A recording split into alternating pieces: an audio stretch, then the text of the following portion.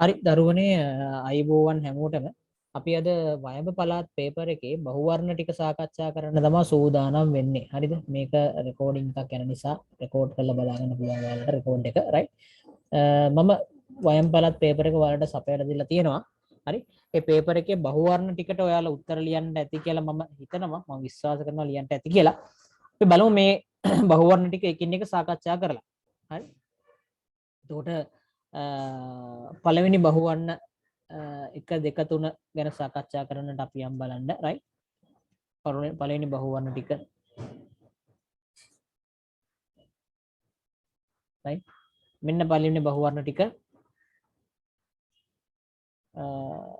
බලමු ඔයාලා ලියපු උත්තර මොනවද කියලා හරි මම මෙතනදී උත්තර ගන්න විදිහ පැහැදිලි කරන කරන්නේ රයිට් උත්තර ගන්න විදිහ පැහැදිලි කරනවා ඔයාලත් උත්තර ගන්න නැති ඒතකොට ඔබට පුළුවන් ඔයා ගත්ත උත්තර හරිද වැරදිද කියලා ඔයාට නේද ඔයාටම ස්වයං සාධනයක් කරගන්නට හැකියාවක් තියෙනවා හොඳයි මම කියන එක ඇහෙන අය අත උස්සන්න බලන්න මොනව කරන්නත් කලින් මං කියන එක ඇහෙන්න එපායි හරි ඉන්න කට්ටියට ඇහෙනවද නේ හරි ජීවි දේහයක අඩංගු වන කාබනික සංයෝග වලින් සුළු වශයෙන් අඩංගු කාබනික සංයෝග වන්නේ සුළු වශයෙන් අඩංගු මේක පළවෙනි පාඩමේ එකක් right සුළු වශයෙන් අඩංගු කාබනික සංයෝගයක් වන්නේ ප්‍රෝටීන ගොඩක් තියෙනවා ලිපිඩ ගොඩක් තියෙනවා කාබෝහයිඩ්‍රේට් ඒවා ප්‍රධාන මහා අණු සුළු වශයෙන් තියෙන එකනා තමයි පුතේ කවුද මෙන්න මේ විටමින් කියන හාරය එහෙනම් උත්තරය මොකක්ද ඒකට එන්න ඕන විටමින් කියන උත්තරේ තමයි එන්න ඕන හරි අතුස්සන එක හරි අය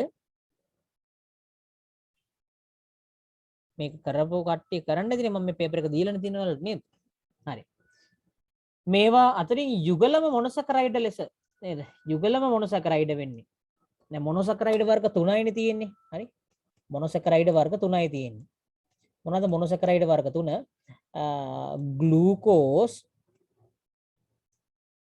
අනිත් එක මොකද්ද ෆ්‍රක්ටෝස් අනිත් එක මොකද්ද ගැලැක්ටෝස් හරි දැන් ඔය තුනෙන් නේද සුක්‍රෝස් තියෙනවනේ මෙතන සුක්‍රෝස් කියන එක න මොනොසැකරයිඩ් එකක් නෙවෙයි එහෙනම් මේ උත්තරේ වෙන්න බෑ හරි උත්තරය අංක 2 නේ පිෂ්ඨය කියන්නේ බහු අවයවයක් මේක වෙන්න බෑ සුක්‍රෝස් තියෙන නිසා මෙයා වෙන්නත් බෑ එහෙනම් ආන්සර් නම්බර් 2 කියලා නේද උත්තර අංක 2 right කටපාඩම් කරන්න තමයි තියෙන්නේ ඒවා මතක තියාගන්න ඕන පාඩම් කරලා තියෙන්න ඕන right මම ගොඩක්ම මේ පාඩමේ මේ පේපර් එකේදී ගණන් හදන ඒවා තමයි කරන්න බලාපොරොත්තු වෙන්නේ හරි ප්‍රෝටීන වලින් ඉටු කරන ප්‍රධාන කාර්යයක් නොවන්නේ මොකක්ද කියලා අහනවා ප්‍රධාන කාර්යයක් නොවන්නේ ඉතින් ඒ කියන්නේ කාර්යයක් ඔක්සිජන් පරිවහනය කිරීම හිමෝග්ලොබින් ප්‍රෝටීන් එකක් තමයි හරි සෛල පටලයේ සංඝටකයක් ලෙස තිබීම එකක්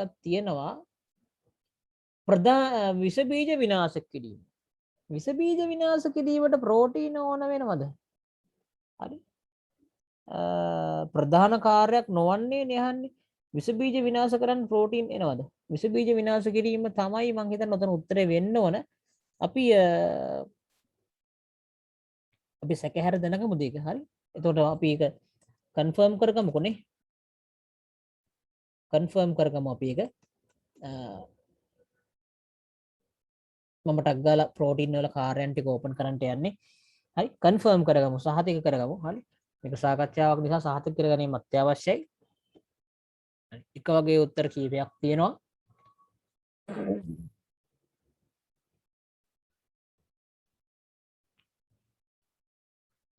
හරි මෙන්න තියෙනවා පොතේ ඩයිසැකරයිඩ් මොනොසැකරයිඩ් පොලිසැකරයිඩ් පළවෙනි පාඩම හරි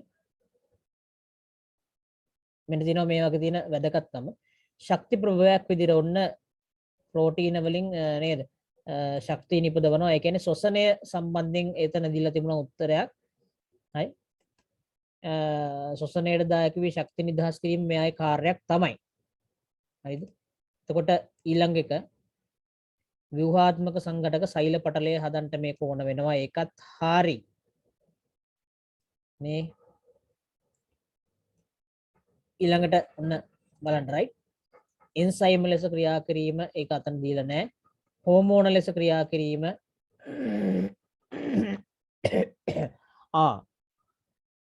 ඒක එතන දීලත් නැහැ සමස්ථිතිය සඳහා වැයවන හෝමෝන ක්‍රියා කිරීම හරි ප්‍රතිදේහ ඔන්න විෂ බීජ විනාශ කිරීම කියන එකටත් හරි ප්‍රතිදේහ විදිහට ක්‍රියා කරන අවස්ථාවක් තියෙනවානේ හරි එතකොට ඔන්න අපිට එනවා ඔව් විෂ බීජ විනාශ කිරීමත් හරි ඔක්සිජන් පරිවහනය කිරීම රතු රුධිර සෛලවල ඔක්සිජන් පරිවහනය කිරීම මේකට හිමොග්ලොබින් කියන එක කරා තමයි ඕන වෙන්නේ හරි ඉතින් හිමොග්ලොබින් කියන එක කරනා කවුද කියලා බලමුකෝ අපි මේ තියෙන ඒකත් රතු රුධිර අණු වල තියෙන ප්‍රෝටීන් එකක් තමයි හරිද ඒතර ඒක හිමොග්ලොබින් තියෙනවා කියන එක සම්බන්ධයෙන් ගත්තොත්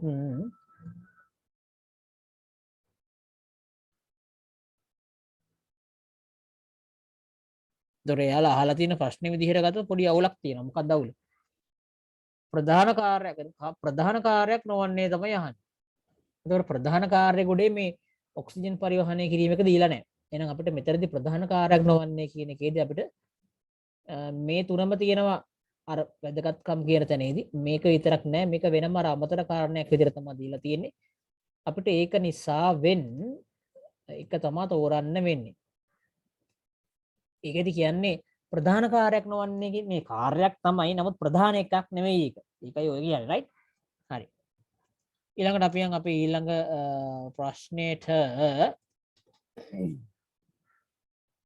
හරි 4 වෙනි එක 5 වෙනි එක සහ 6 වෙනි එක 4 5 6ටත් අපි යමු 4 5 6 ප්‍රශ්න වලට අපි යමු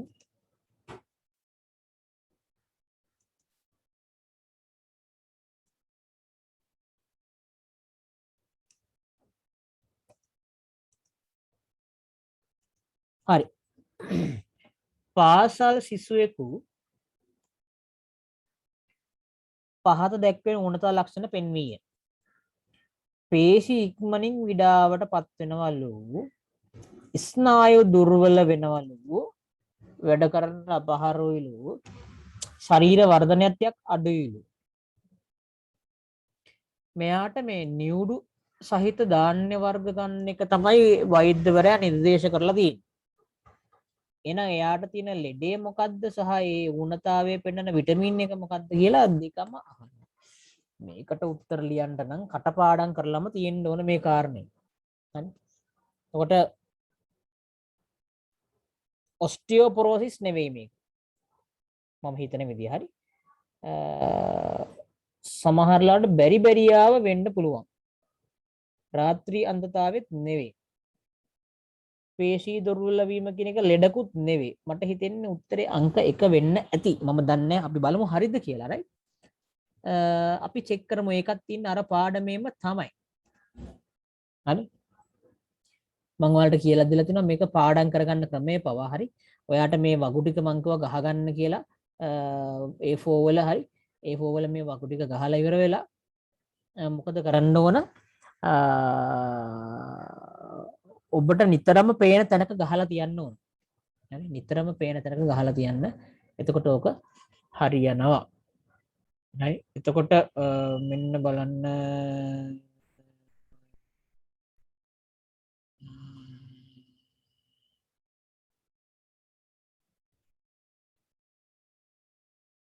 හරි බලමු අපි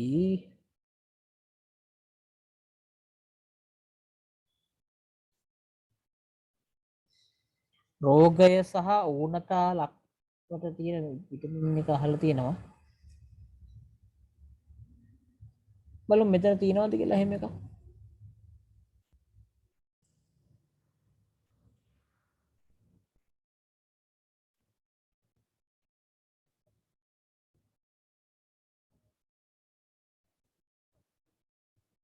විටමින් වල නැහැ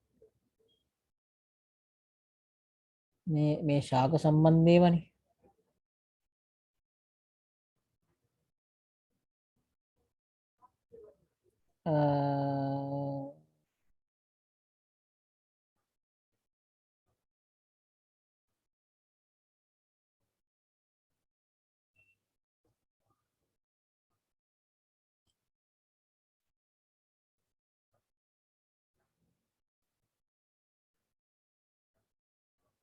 ඔව් අපිට එතනත් ඒක නෑ අපි දැන් තව පාරක් බලමු ප්‍රශ්නේ නේද මොනවද තියෙන්නේ පේශී ඉක්මනින් විඩාවටපත් වෙනවා ශරීර වර්ධනය දුර්වල වෙනවා හරි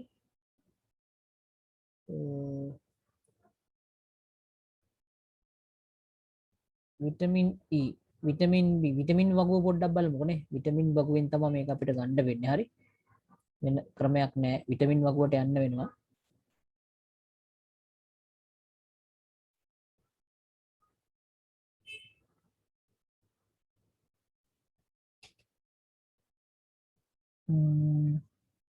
රාත්‍රී අන්ධතාවය නෙවෙයි රාත්‍රී අන්ධතාවය සහ විටමින් A කියන එක තියෙන එක ඒකට අපිට අයින් කරන්න පුළුවන් පැහැදිලිවම හරි රාත්‍රී අන්ධතාවය නෙවෙයි මේක නෙවෙයි එතකොට මේක නෙවෙයි හරිද ඔන්න අපි ඉවත් කරන ක්‍රමයට යන්න බෙරි රෝගය ගත්තාම ස්නායු පටකවල පැවැත්මට අවශ්‍ය වේ රතුරු දානු සෑදීමට අවශ්‍ය වේ සම නිරෝගී බව මේද පරිවෘත්තිය ඇටමිදුළු නිර්මාණයට අවශ්‍ය වේ ඔව් ඇටමිදුළු නිර්මාණය වෙන එක අඩු වුණාම පේශි දුර්වල වෙනවා හරි අපිට එහෙම ගන්න පුළුවන් හරි ඒක දැනට අපිට බෙරි ඇවිල්ලා විටමින් B කියලා තියෙනවා අපිට බලමු බෙරියා විටමින් B තියෙනවා හරි දැනට ඉතින් තියෙමු මේක හරි ඊළඟට අනික් යත පොඩ චෙක් කරලා බලමු විටමින් C ද තියෙන්නේ බලන්න විටමින් C නෑ විටමින් D සහ E තියෙනවා බලමු මේ දෙක චෙක් කරලා හරි දත් දිරා යාම අස්ථි බිඳී යාම ඒක තමයි වැඩිහිටියන්ට ඇති වෙන්නේ කැල්සියම් මේ විටමින් D ඒතර ඔස්ටියෝපොරොසිස් එන එක හරිද ඒතර ඔස්ටියෝපොරොසිස් එක එකත් ඇවිල්ලා මේ ළමයෙකුට එන්න තියෙන විදියක් නෑනේ එහෙනම් විටමින් E එකත් පොඩ්ඩක් බලමු ඔහොම ඔන්න දැන් අපි ඉවත් කරන ක්‍රමයට යන්නේ හරිද ඉවත් කරන ක්‍රමය E පටක සහ සෛල වර්ධනය වීමට අවශ්‍ය වේ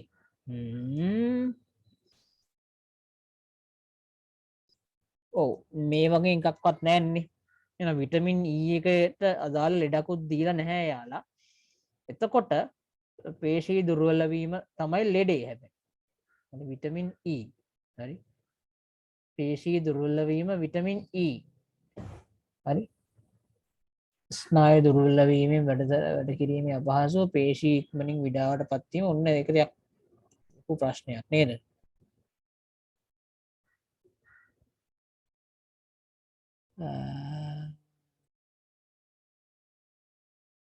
බෙරි රෝගය ගත්තාම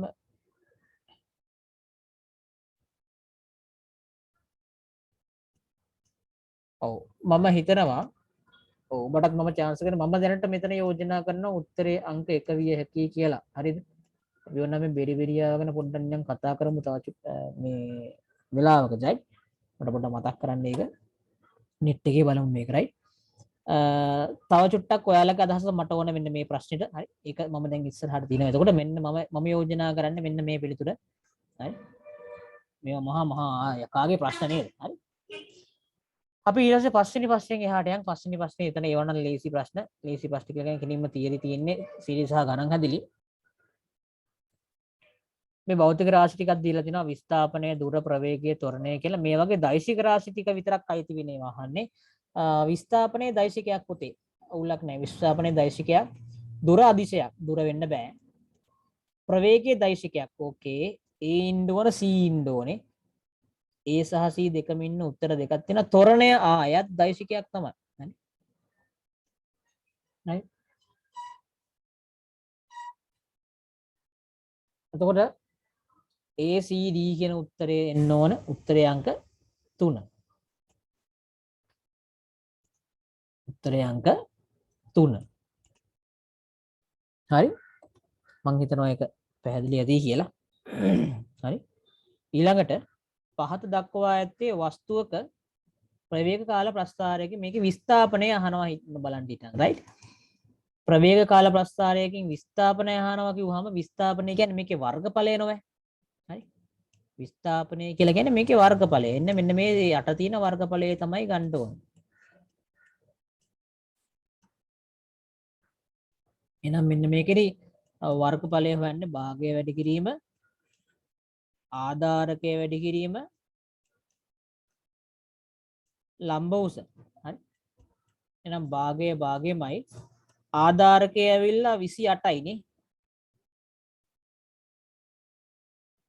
28 නේ මේක 20 වෙන්න ඇති නේද? 20 වෙන්න ඇති මෙතන 28 කියලා වැදලා තිබ්බා right. ආධාරකය ඇවිල්ලා 20යි. ලම්බක උස ඇවිල්ලා 40යි. 20 වරක් 40 එතකොට නේ. භාගයේ වරක් 20 වරක් 40. භාගයේ වරක් 20 වරක් 40. උත්තරේ අංක 3 කියලා මට පේනවා. උත්තරේ අංක 3 කියලා මට පේනවා. හරි. වෙන උත්තර නෑනේ නේද? හරි. උත්තරේ අංක 3. අත උස්සන්නේ එක පැහැදිලි අය. ප්‍රවේක කාල ප්‍රස්ථාරයකින් පුතේ විස්ථාපනය හොයන්න නම් අපි වර්ගඵලය තමයි ගන්න ඕනේ. ඒක මතක තියාගන්න ඕනේ. එහෙනම් අපි යමු ඊළඟ ප්‍රශ්න ටිකට. 7 සහ 8. හරි. 7 සහ 8 ප්‍රශ්නයක් තියෙනවා මං හිතන්නේ. 7 සහ 8 ප්‍රශ්නයක් තියෙනවා. ඔයාලා මගෙන් කලින් ඇහුවෙත් නෑ මං හිතන්නේ. මේ ප්‍රශ්නේ 7 නෙවෙයි එතන ප්‍රශ්න තියෙන්නේ. ප්‍රශ්න තියෙන්නේ 8 වෙනි එකේ පොඩි ගැටලුවක් තියෙනවා වගේ මට මතකයක් තියෙනවා මං කලින් පාර වතාවක් සාකච්ඡා කරනකොට. හරි. යම්කිසි වස්තුවක් පොළොව මතට ආකර්ෂණය කර ගැනීම බලය සඳහා යෙදීමට වඩා සුදුසු නිර්වචනය කුමක්ද කියලා අහනවා. පොළොව මතට ආකර්ෂණය කර ගැනීමේ බලය එකට කියනවා ගුරුත්වාකර්ෂණ බලය. හරි. එතකොට බලය සඳහා යෙදීමට සුදුසු වඩා සුදුසු නිර්වචනය කුමක්ද කියලා අහනවා. එතකොට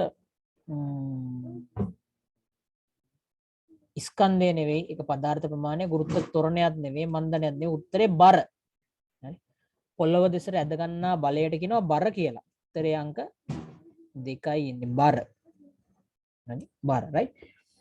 මේ සීසෝ සමතුලිතව පවතින අවස්ථාවේ W ගේ ස්කන්ධය කීයද කියලා අහනවා.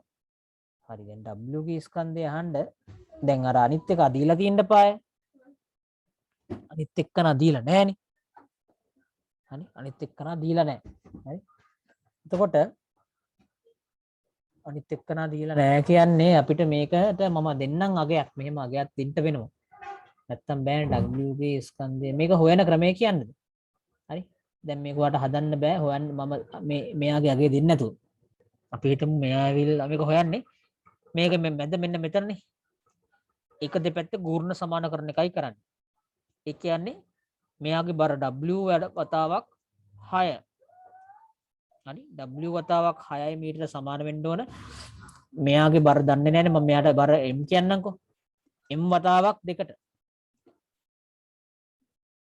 M වතාවක් 2ට. හරි. දැන් ඔන්න 2 මීටර ඈ. දැන් මොකද වෙන්නේ මෙන්න මේක කැපිලා කෙටිලා යන්නේ ඒවා 2 මීටර W පැත්තට මම අර 6 මීටර තියෙන පැත්තට 2 මීටර ගේන්නම්කෝ. ඒතර 2 මීටර බෙදීමක් වෙලා නෙන්නේ. 2 මීටර බෙදීමක් වෙලා එනවා සමානයි m. හරිද? එතකොට මේක කැපුණාම 2ට 2 1යි 6ට 2 3යි. එහෙනම් 3යි W සමානයි m කියලා එනවා. W ල 3ක් සමානයි m කියලා එනවා. හරි. ඒ කියන්නේ මෙතන ඇත්තටම විශාලත්වය වැඩි එක්කන m වෙන්න ඕන අනිවාර්යයෙන්ම කොහොම හරි අපි හිතමුකෝ අරයා 3ෙන් බෙදවුවාම එන ගාන w වෙන්න ඕන. එහෙනම් මේ m කියන එක නම් සමහර විට 180 වෙන්නත් පුළුවන්. දීලා නැති එක තමයි ප්‍රශ්නේ තියෙන්නේ. මෙහෙම කරන්න. ඔව්. මෙහෙම කරගන්නකෝ. මෙයාගේ ස්කන්ධය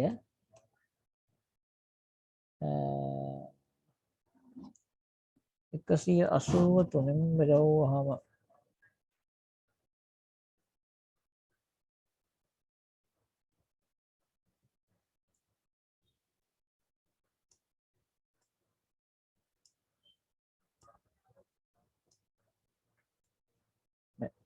අපි දාම 8 වරක් 24. මෙයා 24යි කියලා දාගන්න. මේක දීලා තියෙන එක දෙනවා මේක. මේක කිලෝග්‍රෑම් 24යි කියලා දාගන්නකෝ. හරි. මේක කිලෝග්‍රෑම් 24යි කියලා ඔයාලා හැමෝම දාගන්න ඔයාලගේ පේපර් එකේ. හරි. පේපර් එකේ ඒක print වෙලා නැහැ. හරි. මේක කිලෝග්‍රෑම් 24යි කියලා දාගන්න. එතකොට ඔබට ගන්න පුළුවන් m කියන්නේ 24යි නම් හරි 24 බෙදීම 3 සමානයි W. එහෙනම් W කියන්නේ කීයද පුතේ? 8 කිලෝග්‍රෑම් කියලා එනවා උත්තරේ. හරි. මේ දැන් මෙතනදී ඔයාලට මම ඔයාගෙන් උත්තරේ අහන්න යන්නේ නැහැ. මේකේ අරක මේ දත්තේ තිබුණ නැහැ දීලා. මේ දත්තේ 24යි කියලා දාගන්න. අන්න මේක 24යි කියලා එතනට යොමු කරගන්න. ප්‍රශ්නයක් ඇති වෙන්නේ නැහැ. right? කොහමද දෙපැත්ත ගූර්ණ සමාන කරන එක තමයි කරන්නේ. මේ බලය වතාවක් මේ දුර වැඩි කරනවා. මේ බලය වතාවක් මේ දුරේ. ඔක තමයි කොලේ. right? ඊළඟට අපි යමු ඊළඟ ප්‍රශ්න ටිකට 9 10 හරි 11 12 13 යම් හැමෝම ඊළඟ ප්‍රශ්න ටිකට 9 10 11 12 13 කියන ප්‍රශ්න වලට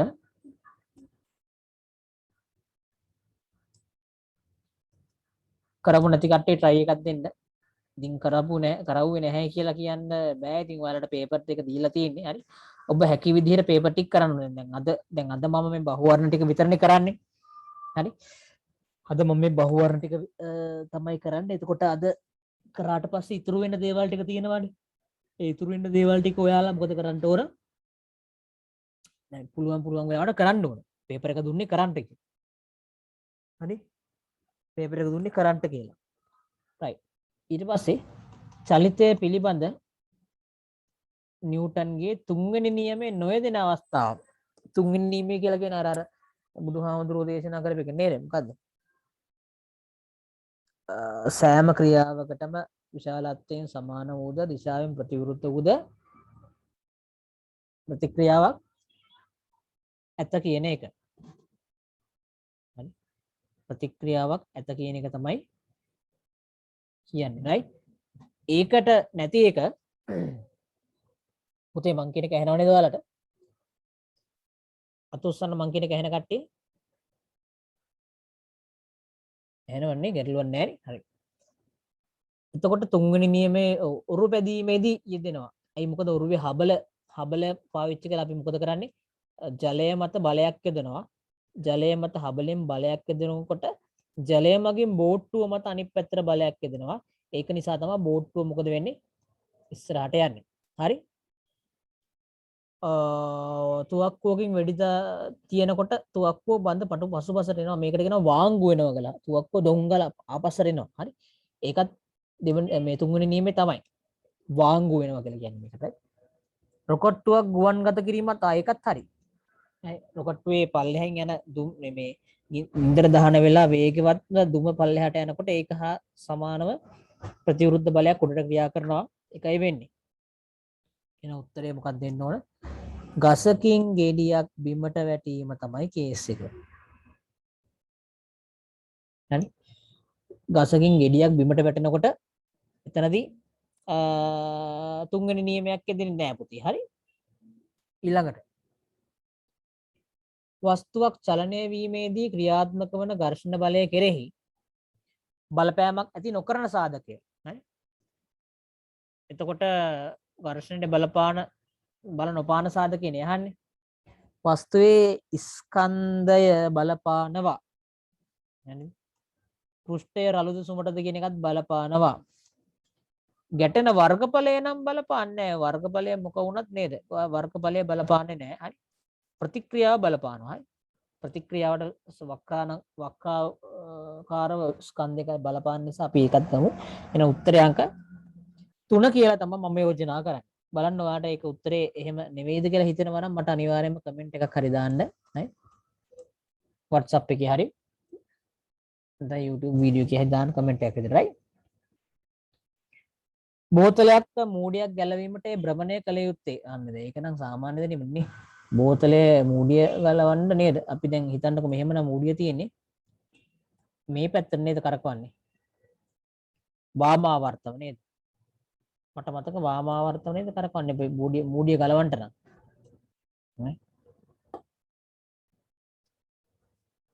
හරි? ඔව් වාමාවර්තව.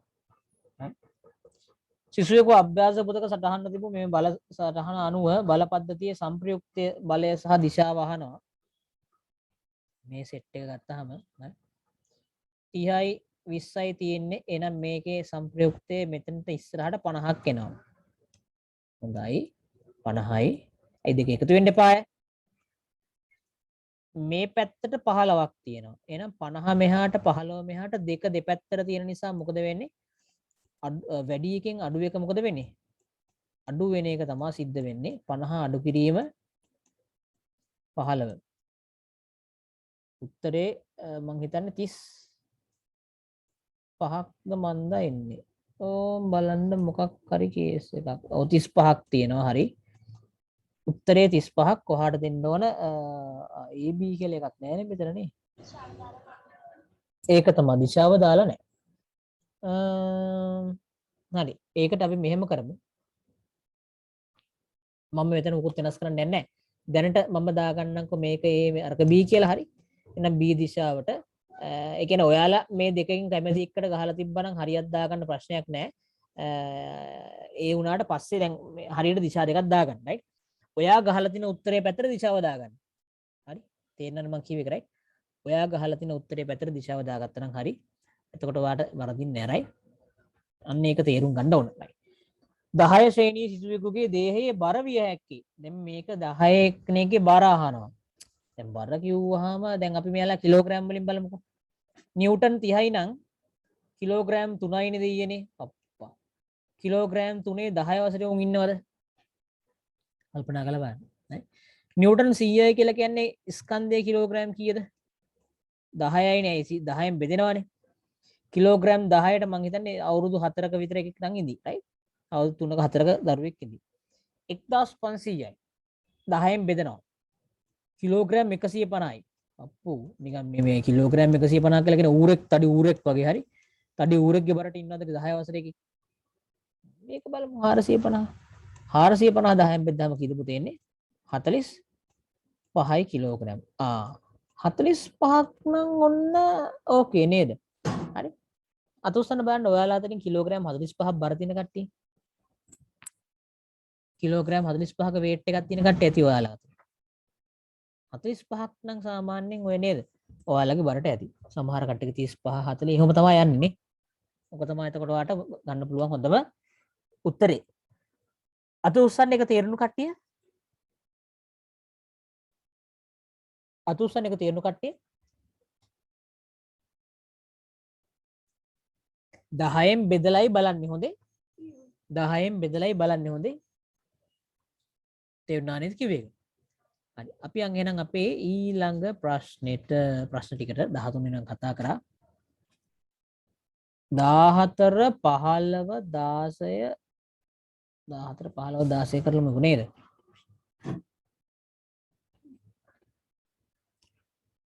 ඔයාලට මම මේ හදාගන්න පාවිච්චි කරන අතරේ ඔයාලට පුළුවන් නේද? ටක් ටක් ගාලා කරන්න බැරුණා නම් දැන් කරන්න. දැන් උත්තර තෝරන්න. අවංකව තෝරන්න. හරි? මම අවංකව තෝරවුවස මට පුළුවන් උත්තර ටික මම දැන් මේ ගත්තේ. එහෙම කියලා නේද? වාහනයක එකම අවස්ථාවක චලිතය සම්බන්ධයෙන් අඳින ප්‍රස්ථාර දෙකක් පහද දැක්වේ. එකම වෙලාවේ. මෙම ප්‍රස්ථාර දෙක අනුව වස්තුවේ චලිතය හොඳින්ම විස්තර කරන්නේ.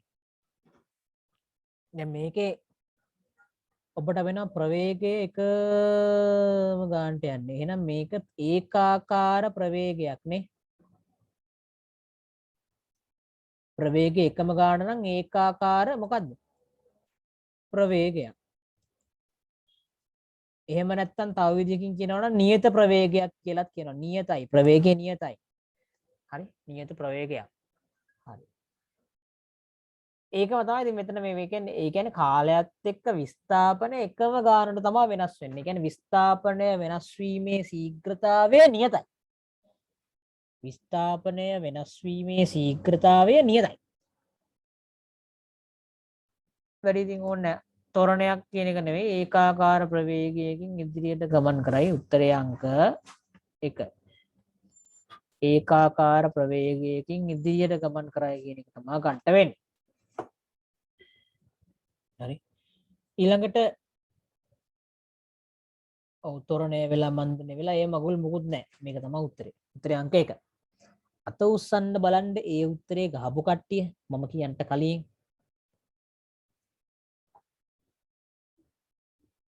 ඔව් good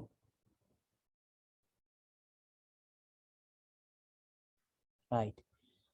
පරමාණු වල ව්‍යුහය පියවැසින් දැකිය නොහැකි නිසා ඒවා සම්බන්ධයෙන් විද්‍යාත්මක පරීක්ෂණ වලින් ලැබෙන සාක්ෂි අනුව විවිධ ආකෘති ගොඩනගා ඇත. ඕකේ. පරමාණුව පිළිබඳ ග්‍රහ ආකෘතිය ඉදිරිපත් කරන ලද්දේ චැඩ්වික් නෙවෙයි, චැඩ්වික් කියන එක නා ඔයාලට අදාළම නැති එක්කනේ.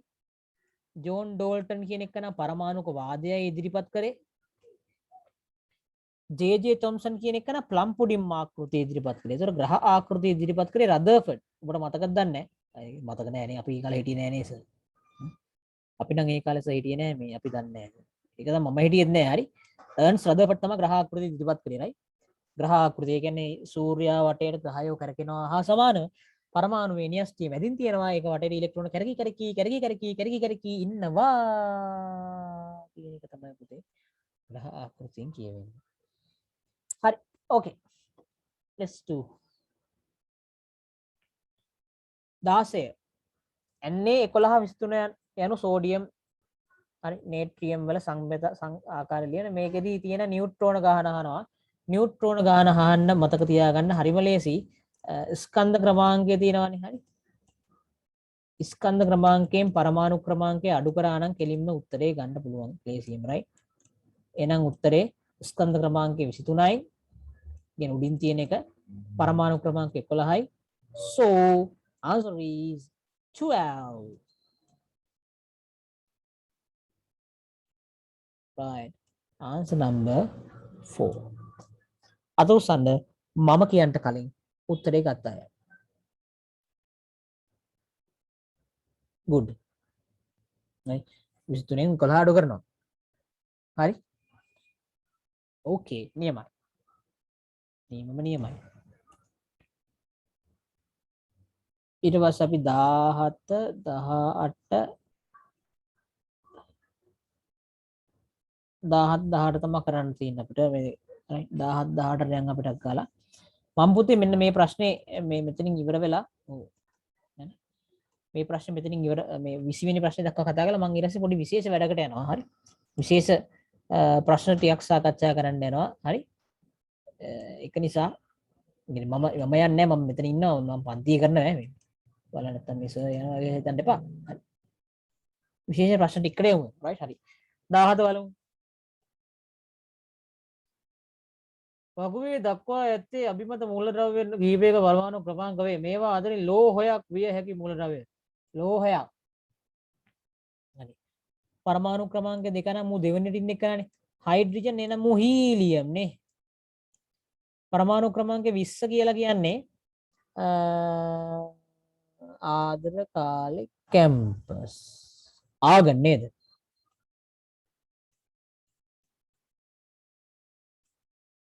sorry ආගන් නෙමෙයි sorry මේ ආගන් නෙමෙයි මේ කැල්සියම් ඔන්න අපිට මෙයාලගේ ඉලෙක්ට්‍රෝන වින්‍යාස ලියා ගන්න පුළුවන් 2යි නම් 2යි 20 කියලා කියන්නේ මොකද්ද 2 8 8 2 10 වෙනිට ඉන්නේ කවුද ආගන් නේද නියොන් 10 වෙනියා නියොන් 17 වෙනියා කවුද ක්ලෝරින් මට මතක විදිහට මේක මතක නේද මතක් පාඩම් කරලා ලියා ගන්න 14යි මේ 17 කියන එක ක්ලෝරින් right දැන් මෙතන ඉන්න ලෝහය කවුද එක මේක ලෝහය තමයි කැල්සියම් කියන එක නා උත්තරේ Q තව විදිහක් තියෙනවා කොහොයා ගන්න මේ ලෝහවල මතක තියාගන්න ලෝහ හැම වෙලේම කරන්නේ ඉලෙක්ට්‍රෝන අයින් කරන එක හරි ලෝහ කරන්නේ ඉලෙක්ට්‍රෝන ඉවත් කරන එක ඉලෙක්ට්‍රෝන ඉවත් කරන්න නම් අනිවාර්යයෙන්ම සංයෝජිත කවච ඉලෙක්ට්‍රෝන ගාන 4ට වඩා අඩු වෙන්න ඕනේ දැන් සංයෝජිත කවච ඉලෙක්ට්‍රෝන ගාන 4ට වඩා අඩු කට්ටිය හොයා ගන්න පුළුවන් මේ වින්‍යාස ලියවන්න. දැන් හීලියම් ගණන් 2 විතරයි. හරි. නියොන්ගේ කොහමද? 2 8. 8නේ තියෙන්නේ කියන්නේ නේ. ක්ලෝරින්ගේ කොහමද? 2 8 7. එතකොට මෙන්න මෙතන අපිට 2 කියන එක තියෙන්නේ කියන්නේ මෙන්න මේක තියෙන්නේ මෙයාගේ විතරයි. උත්තරේ Q කියලා එනවා. පැහැදිලිද ඒක අත උස්සන්න. පැහැදිලි අය. අත උස්සන්න පැහැදිලි අය ඒක.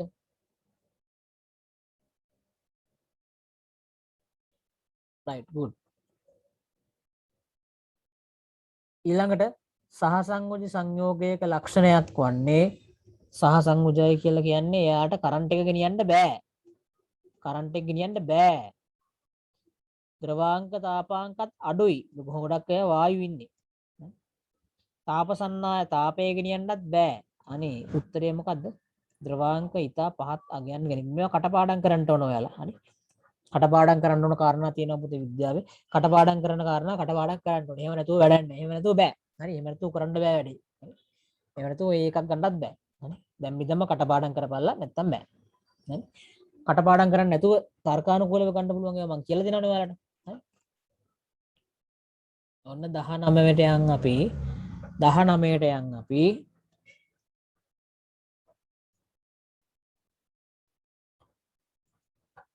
19ට යන් අපි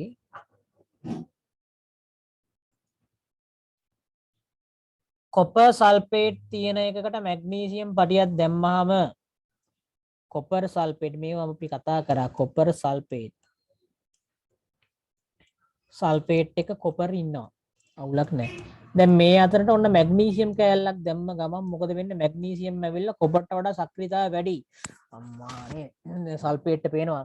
කොපර්ට වඩා මැග්නීසියම් පට්ට ලස්සනයි ඈ. හරි ලස්සනයි හොඳට සල්ලි තිනවා. අම්මා නියමයි නේද? දැන් මොකද වෙන්නේ? සල්ෆේට් කියන එක මැග්නීසියම් එක පැනලා යනවා. එන හැදෙනවා මොකද්ද? මැග්නීසියම් සල්ෆේට් හැදෙනවා. අන්තිමට මොකද වෙන්නේ? කොපර් කියන එක න තනි වෙනවා.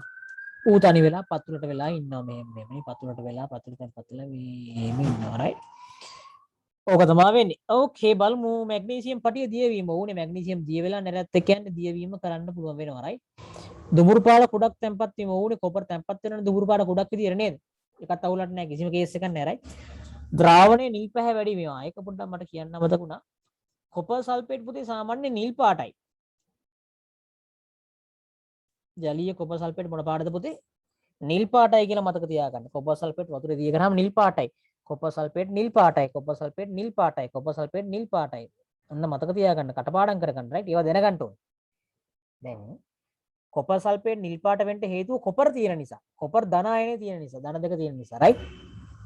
දැන් ටික ටික කොපර් ධන දෙකේ අයින් වෙනවනේ. අයින් වෙවි මම යනවා යන්න මම යනවා ඔබ ඕන වගලා කරගෙන ගිහලා තැම්පත් වෙනවා පතුලේ. පතුලේ තැම්පත් වෙනකොට මේ ද්‍රාවණයේ තියෙන නිල් පාට ගතියත් ටික අඩු වෙන එකයි වෙන්නේ. මෙතන තියෙන්නේ වැඩි වේ කියලා තියෙන්නේ. වැඩි වෙන්නේ නෑ. දැකගත නොහැක්කේ. එහෙනම් උත්තරේ අංක 3 කියලායි මට හිතෙන්නේ. හතරත් කෝකටත් බලමු. උෂ්ණත්වය සුළු වශයෙන් වැඩි. ඔව් ප්‍රතික්‍රියාව කරනකොට සාමාන්‍ය උෂ්ණත්වය වැඩි වෙනවා. හරි ඒක හරි. ඒක හරි එකක්. නොයන්නේ නොහැක්කේ උත්තරේ අංක 3 අංක 3 අංක 3 අංක 3 අංක 3 ඇති සර් නේ. උත්තරේ අංක 3. අත උස්සන්න බලන්න පුතේ. ඒකට හරි උත්තරේ ගහපු කට්ටිය මං කියන්න කලින් හරි උත්තරේ තෝරපු කට්ටිය ඔව් ඉන්නවා. දරුවෝ දෙන්නේ තුන් දෙනෙක් හරි ඉන්නවා. අනිවාර්යෙන් එහෙම ඉන්න ඕනි. නැත්තම් වැඩක් නැහැ. හරි. 20 වෙනි එක පස්සේ මම අර කිව්ව වැඩේට යනවා. 20 වෙනි එකට අග්ගල කරලා යමු.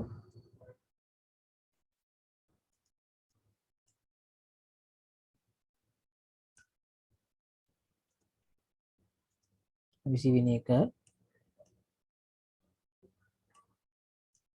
හරි. නොගැලපෙන යුගලය තෝරන්න. නොගැලපෙන යුගලය තමයි අහන්නේ. හරි. බලමු. දෙන්නෙක් එකතු වෙලා තනි එක්කෙනෙක් හැදෙනවා. සංයෝජනයක් තමයි හරි. තනියම ඉන්න එක්කෙනෙක් දෙකට කැඩෙනවා. අනේ වෙන් වෙලා යනවානේ. වෙන් වෙන්න දැන් ළඟයි. වෙන් වෙන්න බෑ දුකයි නේද? හරි. ඒකත් හරි. යෝජනය. මැග්නීසියම් ඉන්න තැනට ක්ලෝරීන් පැනලා ගිහිල්ලා MgCl2 හදලා එක්කෙනෙක් තන ඒක ප්‍රතිස්ථාපන අයියෝ ඒකත් හරි නෑ. ඒකත් හරි. කොපර් සල්ෆේට් තියෙන එකට සිංක් දැම්මම සල්ෆේට් සිංක් එක පැනලා ගිහිල්ලා කොපර් තනි වෙනවා. ඒක දිත්ත කියලා තමයි කියලා තියෙන්නේ. නෑ දරුව ඒක දිත්ත නෙවෙයි. ඒකත් ඇවිල්ලා ඒක තමයි. ඒකත් ඇවිල්ලා ඒක ප්‍රතිස්ථාපන. එහෙනම් නොගැලපෙන යුගලය තමයි අංක 4. ගැලපෙන්නේ නැති වැරදි එක තමයි අංක 4. අත උස්සන්න. ඒ වැරද්ද හොයාගත්ත කට්ටිය, ඒ උත්තරේ තෝරපු කට්ටිය. good. දෙබයි. හරි. දැන් අපි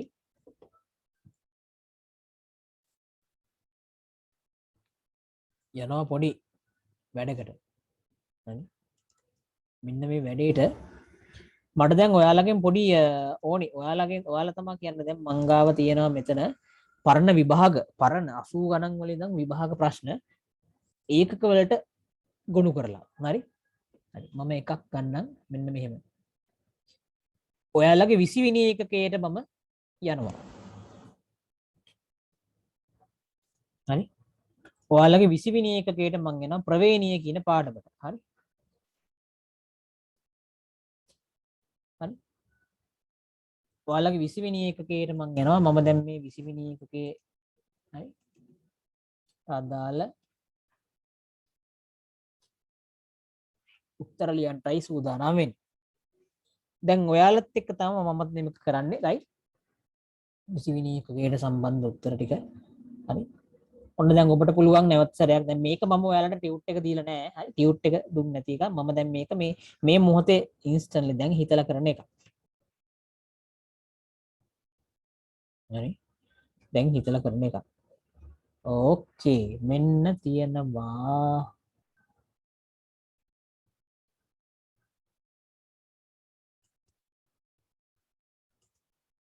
10 ශ්‍රේණිය. හරි. ඔයා උත්තර ගැන තෝරවුවා නම් ඇති. හරි.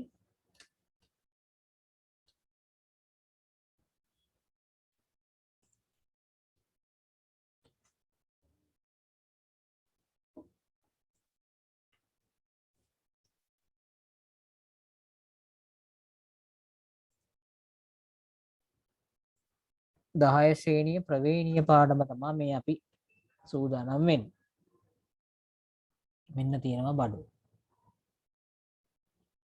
1 සහ 2 ප්‍රශ්න පහත තොරතුරු සටහන් පදනම් වේ. දෛහික වර්ණ ඔන්න මෙන්න මේක තමයි ප්‍රශ්නේ. හරි. ඔන්න ඔබට දෙන්නම් 1 2 ප්‍රශ්න දෙක. හරි.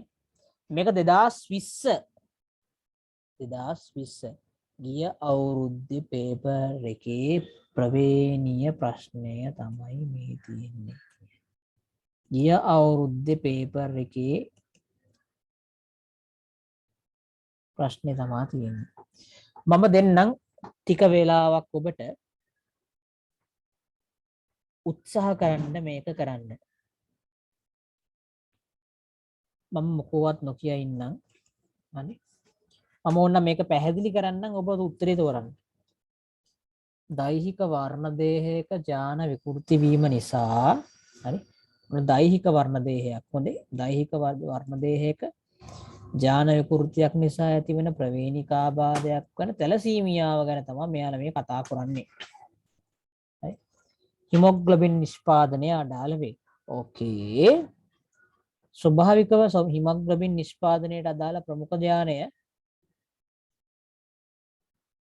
කැපිටල් T ද විකෘති නිලීන ජානය සිම්පල් T ද නම් හරි ABCD මගින් දැක්වෙන්නේ F එක පරම්පරාව. හරි.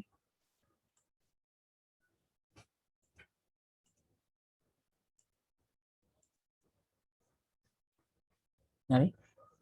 මෙන්න තියෙනවා බඩු.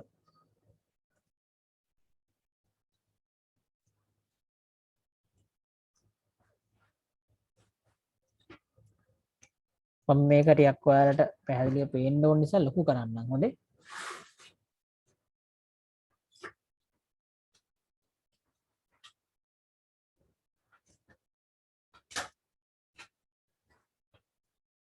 ඒ කියන්නේ ඔයාට මෙතන මේ ABCD කවුද කියලා මේ T අකුරු වලින් ලියා ගන්න වෙනවා.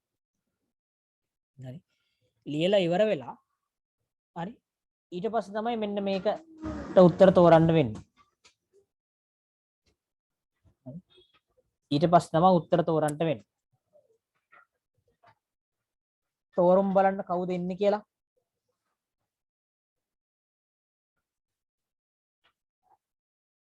මම කරන්න කලින් ඔයාලා කරන්න බලන කරලා ඉවරලා hands up එකක් දෙන්න. සර් හරි කරා කියලා hands up එකක් දෙන්න.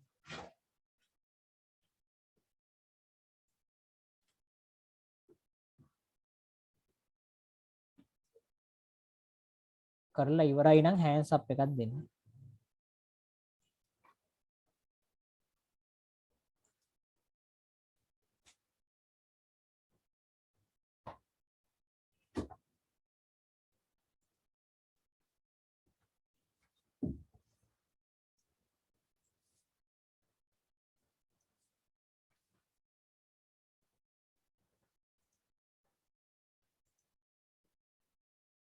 මම මේ නිකන් දාන්නේ අකුරු මම දාන අකුරු නෙවෙයි ඔයා උත්තරේ තෝරන්න තනියම.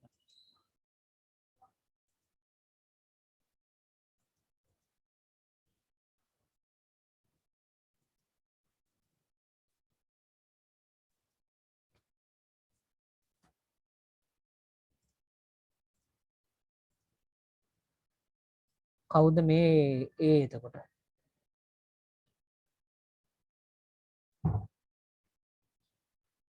උත්තරේ තෝරවුවා නම් මට උත්තර තෝරවුවා නම් හරියත් මේ අත උස්සන්න බලන්න. hands up එකක් දෙන්න බලන්න. මෙතනට එන්නේ කවුද? capital T එහෙනම් මෙතනට එන්න ඕන මොකද්ද? capital T හරි. එහෙනම් B කවුද එන්න ඕන?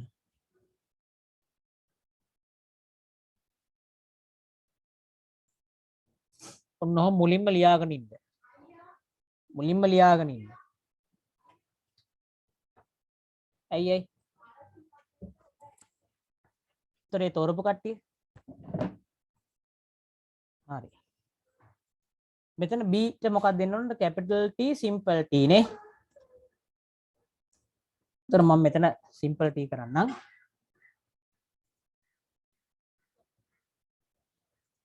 ඊළඟට C ට මොකක්ද දෙන්න ඕන? C ට ඇවිල්ලා තින්නේ ඒත් capital T simple T. ඕකේ. C ගෙත් capital T simple T එන්න ඇවිල්ලා තින්නේ. capital T simple T. ඊගාවට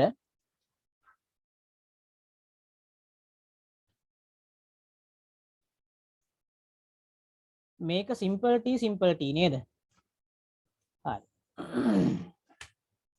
ඔතනම යටින් මම ලියන්නම් එයාලගේ මේවා ටික. capital T කියලා කියන්නේ දෙකම සමයුක්මකයිනේ. සමයුක්මක ප්‍රමුඛ වෙලා ඉන්නේ මේ capital T කියන්නේ මේ හොඳ ජානේ. හරි. හොඳ එක. හරි. හොඳ කියන්නේ නිරෝගී. එහෙනම් මෙයා නිරෝගී. මෙයා ඇවිල්ලා නිරෝගී එකක් තියෙනවා, රෝගී එකක් තියෙනවා, දෙකම තියෙනවා කියලා කියන්නේ වාහක නේද? හරි. මෙයත් ඇවිල්ලා සීත් ඇවිල්ලා වාහක. හරිද? සීත් ඇවිල්ලා වාහක. එතකොට simple T අන්න එයා තමයි ලෙඩා. එයා තමයි ලෙඩා. එහෙනම් උත්තරේ අංක 4 තමයි එන්නේ.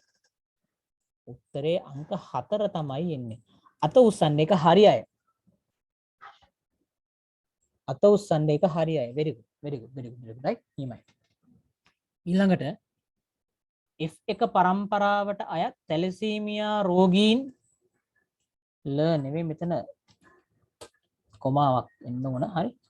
නිරෝගී රෝගවාහකයන් හා නිරෝගී පුද්ගලයන් අතර අනුපාතය. රෝගීනුයි නිරෝගී රෝගී සහ වාහක සහ නිරෝගී අය අතර අනුපාතය. දැන් මෙතන බලන්න රෝගී අය මේ ඔක්කොම 4ක් ඉන්නවනේ. 4න් එකක් රෝගී. එකයි. හරි. 4න් දෙකක්ම වාහක. එකට දෙකට එකයි. එකට දෙකට එකයි. උත්තරේ අංක 3 කියලා පේනවද ඔයාලට? අතුස්සන්නේ උත්තරේ ගත්ත කට්ටිය. ගත්ත කට්ටිය අතුස්සන්න. ඒක තේරුන්නේ නැත්නම් පොඩ්ඩක් කියන්න. හරි. ඒක තේරුනේ නැති කට්ටිය අතුස්සන්නකෝ. ඒක අනුපාතයේ ගත්ත විදිහ තේරුන්නේ නැති කට්ටිය.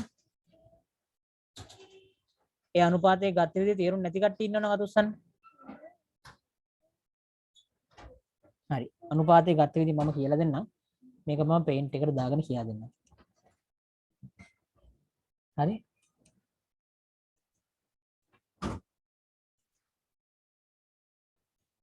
එතකොට මෙන්න තියෙනවා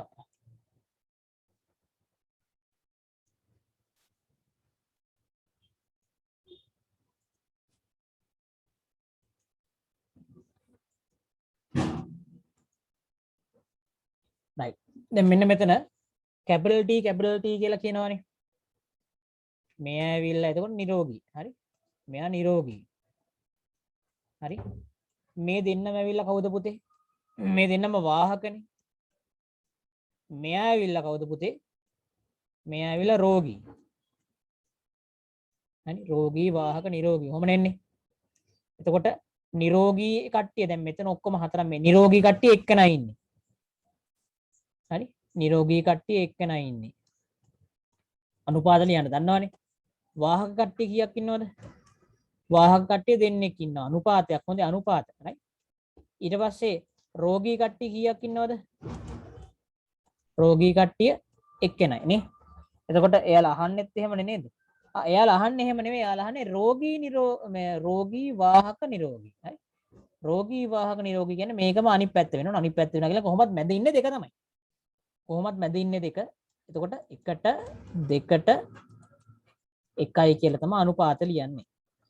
අත උස්සන්න දැන් හරි පැහැදිලි කට්ටිය.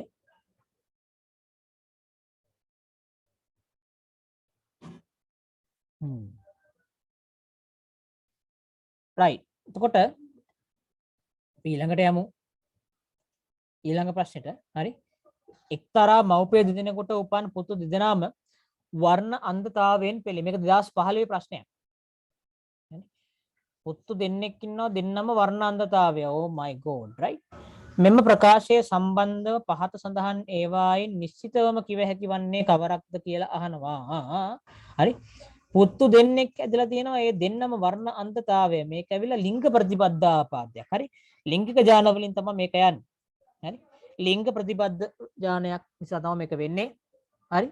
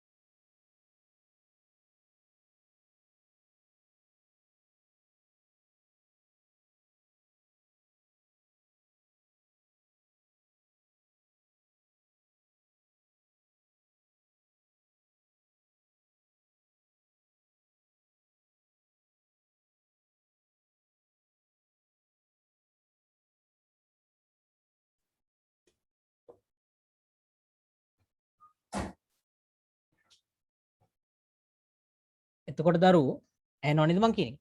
හරි?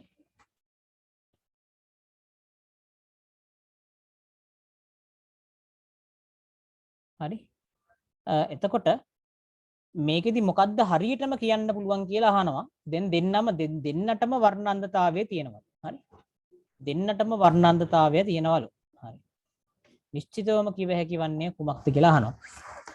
මව වර්ණ අන්ධතාවයෙන් පෙළේ. අපි නියම් පොඩ්ඩක් මේක මේ ඇත්තම නේ මේක ටිකක් අමාරු ප්‍රශ්නයක්. අමාරු කියලා කියන්නේ මේ හදලා බලලම කරන්න ඕන දෙයක්.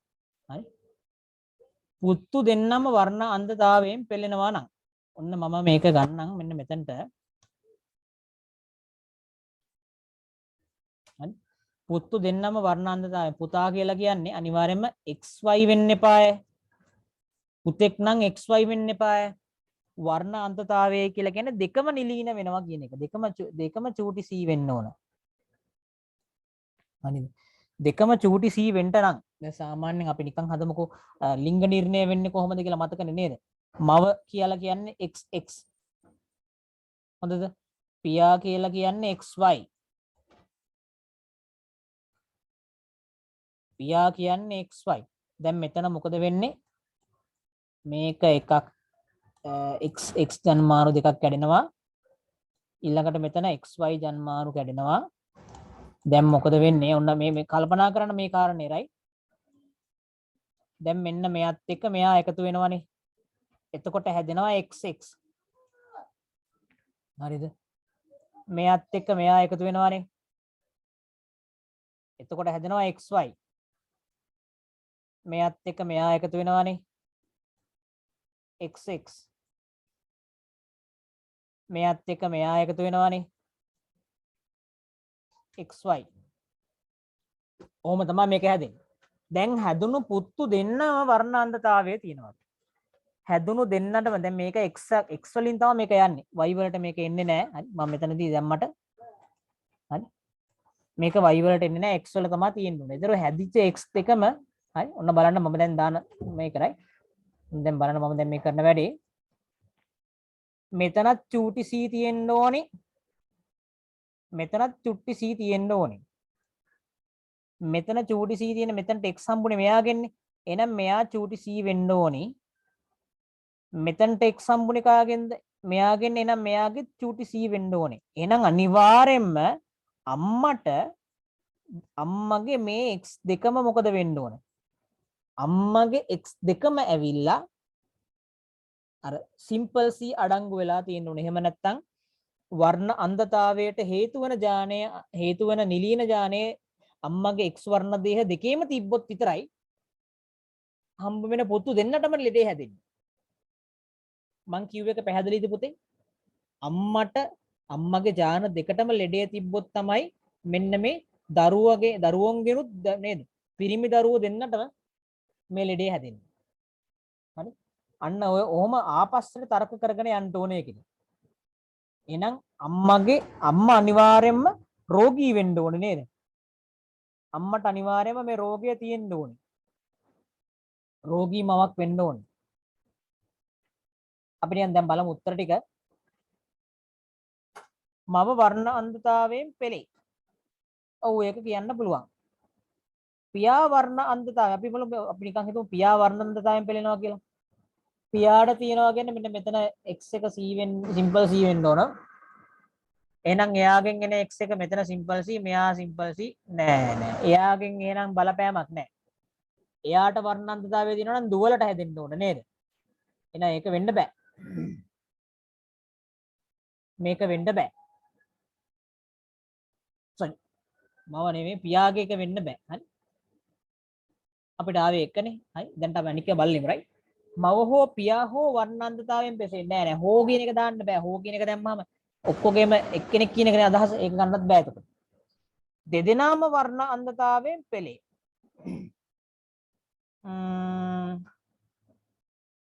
දෙදෙනාම වර්ණ අන්ධතාවයෙන්ද කියන එක අපි දන්නේ නැහැ. හැබැයි මව අනිවාර්යෙන්ම වර්ණ අන්ධතාවයෙන් පෙළෙන්නම ඕනේ. එහෙනම් අපිට නිශ්චිතවම මෙයාලා අහනවා නිශ්චිතවම කිවේ හැකි එකනේ අහන්නේ.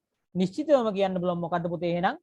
කෙලින්ම අම්මට වර්ණ අන්ධතාවය තියෙනවාමයි කියලා. මේක තමයි පුතේ තර්කණය. හරි? කටපාඩමත් එක්කම තර්කණය හැකියාවත් ඔයාගේ දියුණු වෙන්න ඕන. ඔය දෙකම තියෙනවා නම් තමයි ඔයාට ડોක්ටර් කෙනෙක් වෙන්න පුළුවන්, ඉංජිනේරුවෙක් වෙන්න පුළුවන්. හරි?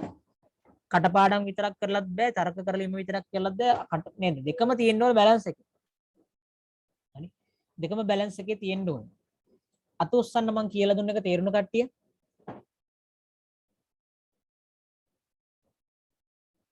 හරි? right. අපි බලමු එහෙනම් ඊළඟට වර්ණ අන්ධතාවයෙන් පෙළෙන පුද්ගලයන් රථවාහන ධාවනයෙන් වැළකී සිටිය යුතුය. ඒකට අදාළ හේතුව මොකක්ද කියලා අහනවා.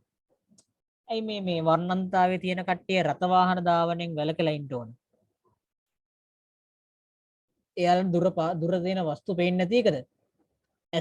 රාත්‍රී කාලේදී ඇස් පේන්නේ නැති එකද? එයාලට මොකද වෙන්නේ? මාර්ග සංඥා එලි හරියට අඳුර ගන්න බෑ. පාට පේන්නේ නැහනේ. හරි? මාර්ග සංඥා එලි හරියට අඳුර ගන්න බැරි සීන් එක තමයි තියෙන්නේ. මාර්ග සංඥා එලි හරියට අඳුර ගන්න බැරි සීන් එක තමයි තියෙන්නේ. ඒතකොට උත්තරේ අංක 4. ඔන්න එනවා අපි ඊළඟට 2017 ප්‍රශ්නෙකට. තැලසීමියා රෝගය ආවේනිකව සම්ප්‍රේෂණය වන ආකාරය සටහනේ දක්වා ඇත. ස්වාභාවිකව හිමෝග්ලොබින් නිෂ්පාදනයට අදාළ ප්‍රමුඛ ජානය Tද විකෘති ජානය සිම්පල් Tද නම් අනේ මේ ප්‍රශ්නේම නේද කලින් තිබ්බේ. බලන්න ඒක 2007ත් ඇවිල්ලා තියෙනවා. මේ ප්‍රශ්නේම නේද මෙන්න මේක 2020 ඇවිල්ලා තියෙනවා. පේනව නේද?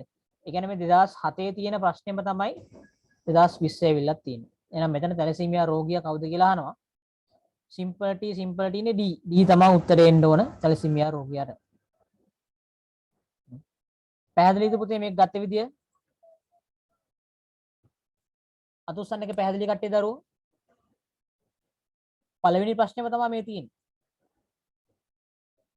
පළවෙනි ප්‍රශ්නේමයි මේ අහලා තියෙන්නේ. ඒ රූපෙමනේ. මේ ඒ රූපෙමයි. ඊළඟට දෙමුහුම් කිරීම මගින් හයිබ්‍රිඩ් රයිට් ආර්ථික වශයෙන් වඩා ඵලදායී ජීවි ප්‍රභේදයක් නිබදවා ගැනීමට හැකිය. බහුල ලෙස භාවිත කරන මෙම ක්‍රමයේ අහිතකර ප්‍රතිඵලයක් දෙමුහුම් කරන එකේ අහිතකර එකක් ලෙස දැක්විය හැක්කේ පහත කවරක්ද කියලා අහනවා. හානිකර ජාන යොදාගෙන ජෛව අවි නිපදවීම. නොහික්ත දර්ශ ජාන තුරන් වී යාම. ඔව් මෙවැනි ජීවීන් පහසුවෙන් රෝගාබාධ වලට ලක්වීම. හරි. එලෙස නිපදවන ආහාර ද්‍රව්‍ය පරිභෝජනයේ නුසුදුසු වීම. නුසුදුසුයමයි හදවන්නේ නෑ නේද? නුසුදුසු වීම කියන එක වෙන්න බෑ එතකොට. ඒ කියන්නේ ඒක ඒව හදන්නේ නෑනේ. සුදුසු ඒවානේ හදාගන්නේ. හානිකර ජාන යොදාගෙන ජෛව අවි නිපදවන්න පුළුවන්. හරි. එතකොට නොහික්ත දර්ශ ජාන දුරන් වී යාම. රෝගාබාධ වලට ලක්වීම කියන එක මෙහෙමයි. මේක අපිට හානිකර ජාන යොදාගෙන ජෛව අවි හදන්නටත් පුළුවනි. එහෙම හදනකොට අර වයිල්ඩ් ටයිප්ස් ටික තුරන් වෙලා යන්නත් පුළුවන්. නොහික්ත දර්ශ ජාන තුරන් වෙලා යන්නත් පුළුවන්. නොහික්ත දර්ශ කියන එක ගැන මතකද මං කියලා දුන්න 9 වසරේ. අත උස්සන්න නොහික්ත දර්ශ කියන එක මතක කට්ටිය. 9 දී මං ඕක කියලා දුන්න ඔය වචනේ. නොහික්ත දර්ශ වයිල්ඩ් ටයිප්ස් අර වල් බාවා නේද? වල් බල්ලා වල් ලූරා වල් දර්ශ වල් කිව්වම නේද? වල් කිව්වම අමුතු තේරුම් ටිකක් එනවනේ. ඒ කියන්නේ මෙතන මම කතා කරන්නේ කැලෑවට හුරු වෙච්ච කියන එකේ වල් කියන තේරුමයි. අන් එහෙම වල් ජීවීන්ගේ ජාන තමයි නොහික්ත දර්ශ කියලා කියන්නේ. එතකොට අපි අර ආර්ථික බලදායී ඒවා හදා ගන්නකොට අරව තුරන් වෙලා යන්න ඉඩ තියෙනවා. ඒකත් හරි. පහසුවෙන් රෝගාබාධ වලට ලක් වෙන එක ගන්න බෑ කියමුකෝ. ජෛව අවි නිපදවීම කියන එක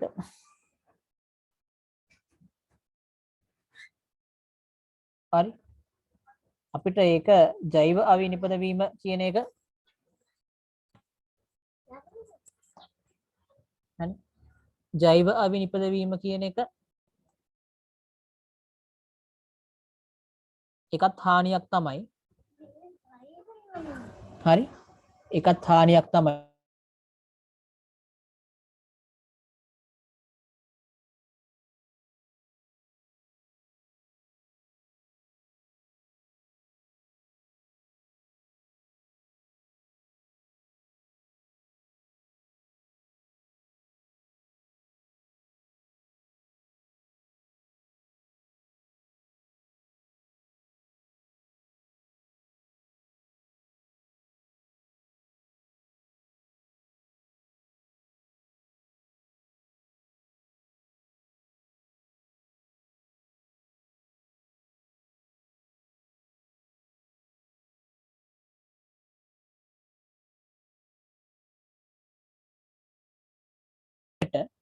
හරි. මෙතන හොඳම උත්තරේ තමයි මේ දෙකම ගන්න පුළුවන්. මම හිතන්නේ මේකට මේ අවුරුද්දේ ඕල් එකක් හම්බුණාද කොහොමද මේ ප්‍රශ්නෙට. මතක තියාගන්න මේ 2007 හොඳේ. 2007 ඒවට ඕල් හම්බුණාට දැන් එහෙම ඕල් හම්බෙන ප්‍රශ්න හම්බෙන්නේ නැහැ පුතේ ඈ. ඒක නිසා මේ දෙකම ගන්න පුළුවන් උත්තර විදිහට. හරි. ජෛව අවිනිපද වීම හැබැයි ඉතින් ආර්ථික වශයෙන්ම ගන්නෙ නෑනේ නේද? එතකොට ආර්ථික වශයෙන් ගන්න එකක් නෙවෙයි. එහෙම වුණොත් ඉතින් අපිට මේක තමයි මේක හොඳම උත්තරෙට දෙක ගත්ත හැකි. නේ? හරි. අපි ඊළඟට යම් බලන්න. ප්‍රමුඛ ලක්ෂණයක් කියන්නේ මොකක්ද කියලා අහනවා. ප්‍රමුඛ ලක්ෂණයක් කියලා කියන්නේ මොකක්ද කියලා අහනවා. මොකක්ද පුතේ ප්‍රමුඛ ලක්ෂණයක් කියලා කියන්නේ? මෞපිය ලක්ෂණ වලින් එක ලක්ෂණයක් වෙන්නේ ප්‍රකාශන ඕනෑම ලක්ෂණයක් නැහැ. නොමුහුම් ජීවීන් දෙදෙනෙකු මුහුම් කළ විට ලැබෙන F1 ජීවි අන්න හරි. පළවෙනියටම ලැබෙන එක්කනාගේ ලක්ෂණයට තමයි අපි කියන්නේ හරි නොමුහුම් දෙන්නෙක් මේවා කරාම ප්‍රමුඛ ලක්ෂණය කියලා. හරි. එතකොට උත්තරේ අංක 3 ඒකට නම් එන්නේ. හරි. ඔන්න බලන්න ඒ වගේ ඉගෙන ප්‍රශ්න මම මේ දාලා තින්නේ right. එතකොට ජීවීන්ගේ ලක්ෂණ තීරණය වන්නේ අංශුමය සාධකයකින් කියන මුලින්ම අනාවරණය කරගත්තේ කවුද කියලා අහනවා. කවුද මේක? ග්‍රෙගර් මෙන්ඩල්ගේ පරීක්ෂණ වලින් මෙයා මේක අඳුරගත්තේ නේද? හරි. ඩාවින් මොකද්ද කරේ? ඩාවින් මොකද්ද කරේ කියලා කියන්න බලන්න මට. ඩාවින් මොකද්ද හොයාගත්තේ? Charles Darwin.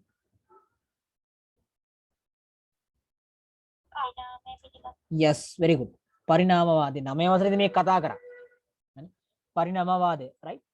එතකොට ජොහන්සන් කෙනෙක් කන අපි දන්නේ නැහැ. ඇල්ෆ්‍රඩ් රසල් වොලස් ඒ අපි දාලා නැහැ right. ඊට පස්සේ පහත සඳහන් මේවා අතරින් පුද්ගලයෙකු තුළ ඇති ආවේනිගත ලක්ෂණයක් නොවන්නේ. ආවේනිගත කියලා කියන්නේ පරම්පරාවෙන් පරම්පරාවට යන. ආවේනිගත නොවන්නේ කියන්නේ පරම්පරාවෙන් පරම්පරාවට යන්නේ නැති එක මොකක්ද කියලා අහන්නේ. උස බුද්ධිය සමේ වර්ණය යනවා මාංශ පේශී වර්ධනය පරම්පරාවෙන් පරම්පරාවට යන්නේ නැත. හරි. ඊළඟ නොමුහුම් මුස ශාකයක් නොමුහුම් ඔන්න. අපි එකත් කරමු. නොමුහුම් මුස ශාකයක් නොමුහුම් මිටි ශාකයක් සමග දෙමුහුම් කොට හරි ලබාගත් ශාක වලින් F1 ශාක පරම්පරාවෙන් ඒ කියන්නේ right. හරි. නැවත උස ශාක 3ට මිටි ශාක එකක් යන අනුපාතයට ලබා ගැනීමට අවශ්‍ය නම් අනුගමනය කළ යුත්තේ කොයි ක්‍රමයේද හර? අර F එකෙන් ආපු දෙන්නෙක්ම ආයේ ස්වපරාගණය කරන එක තමයි කරන්න තියෙන්නේ. එතකොට ඒකෙදි කරන්න තියන්නේ මොකද්ද? අර අපි කරපු දෙයකම right. F දෙමුහුම් ශාකය F1 ස්වපරාගණයට ලක් කිරීම තමයි කරන්න තියෙන්නේ. උත්තරය අංක 2. ඔන්න මම ආයෙසරයක් එක මතක් කරන්නම්. හරි. මම ආයෙසරයක් එක මතක් කරන්නම්. ඔයාලට ඔබට මතක ඇති සමහර වෙලාවට ඒක නේද මෙන්න මෙහෙම එන්නේ හරි. නොමුහුම් උස ශාකයක් capital T නොමුහුම් මිටි ශාකයක් එක්ක simple T එක්ක මුහුම් කරාම එයාලගේ ජන්මාණු වෙනවා capital T ජන්මාණුවයි right. එතන මෙතන මොකක්ද දෙන්නේ simple T ජන්මාණුවයි දැන් මොකද වෙන්නේ මෙයාගෙන් මෙයා එකතු වෙනවා මෙයාගෙන් මෙහෙම වෙලා කොහොම හරි ඔක්කොම හැදෙන්නේ සියල්ලෝම capital T simple T කට්ටිය තමයි එන්නේ හරි සියල්ලම ඇවිල්ලා capital T simple T ඕකට තමයි අපි F1 පරම්පරාව කියලා කියන්නේ මතක ඇති මේක right දැන් මෙහෙම ආපු F1 පරම්පරාවක් capital T simple T කියන එක්කෙනෙක් හරි ආයේ මේ දෙන්නා මොහොම් කරනවා එකට හරි දැන් මොකද වෙන්නේ එයාලා අතරින් තමයි හරි දෙකම මෙහෙම දෙන්නෙක් එකම දෙන්නෙක් සෝපරාගණය කරාම තමයි අර උත්තරේ එන්නේ හරි නැවත සැරයක් පරණ නෝට් එක කියවලා පෙරලලා බලන්න හරි මම දැන් යනවා මේ ආයසරයක් ඔන්න 21 ඉඳලා ඉස්සරහට අපි කතා කර හිටපු පේපර් එකේ 21 ඉඳන් ඉස්සරහට යනවා මම 21 ඉඳන් ඉස්සරහට යනවා මම දැන් මම මේ දැන් විතරම වැඩිපුරම ප්‍රශ්න සාකච්ඡා කරන්න උත්සාහ කරන්නේ විභාගයට ඔබට ලැබෙන්නේ ප්‍රශ්න උත්තර ලියන්න පුරුදු වෙන්න ඕන ඒව දැනගන්න දේවල් ගොඩනගා ගන්න කොහොමද කියලා නේද ගණන් හදනේවා තරක කරනේවා right හරි anyway අපි 21ට යන්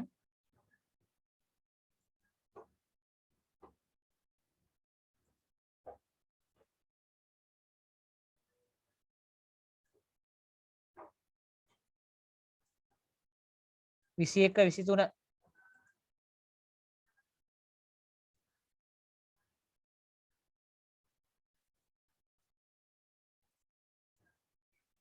යකඩ නිස්සාරණයට යොදා ගන්නා සංයෝග යුගලය තෝරන්න. යකඩ නිස්සාරණයට හීමටයිට් ගන්නවා හරි බෝක්සයිට් ගන්නෙ නෑනේ. හීමටයිට් ගන්නවා ඊට අමතරව අපිට ඕනනම්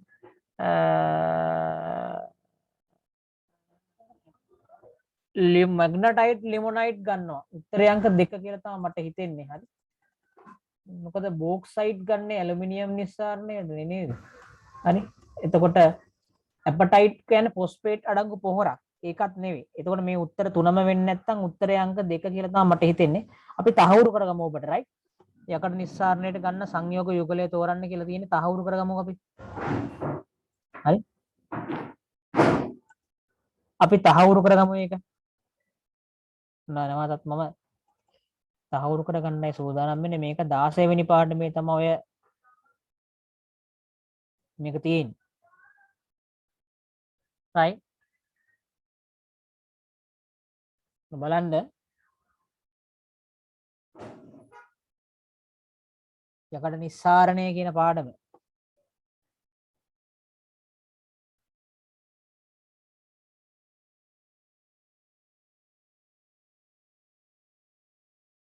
වෙන යකඩ නිස්සාරණය කියන කොටසට ඇවිල්ලා තියෙන අපි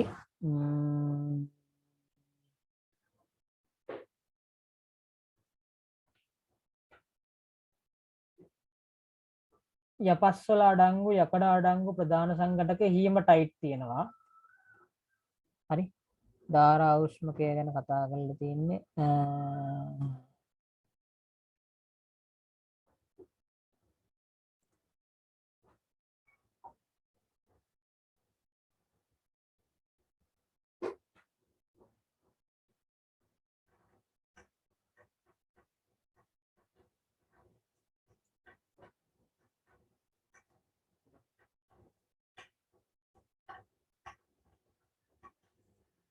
ඔව් ඒක අපිට මෙතන සම්බන්ධ එහෙම දීලා නැහැ. නමුත් මතක තියාගන්න මෙන්න මේ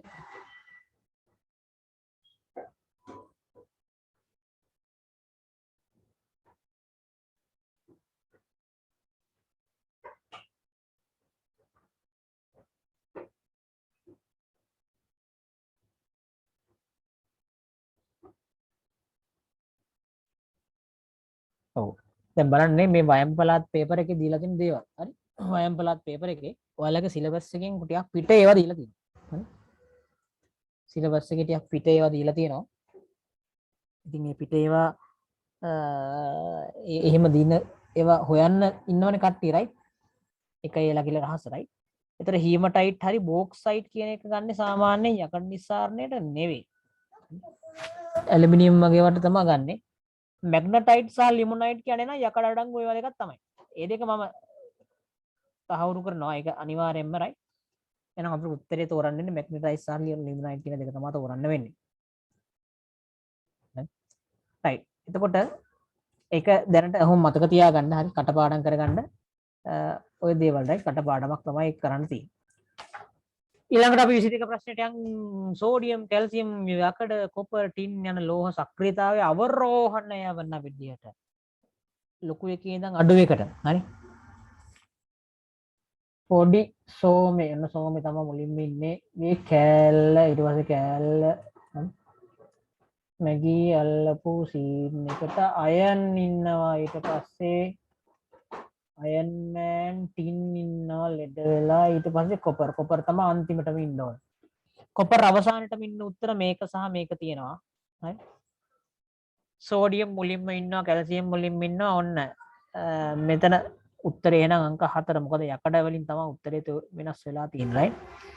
උත්තරේ අංක 4 කියලා අපිට එනවා. ඒක පිළිවෙලට හදවුවාම සෝඩියම් කැල්සියම් යකඩ ටින් කොපර් කියලා උත්තරේ තමයි එන්නේ. පැහැදිලිද?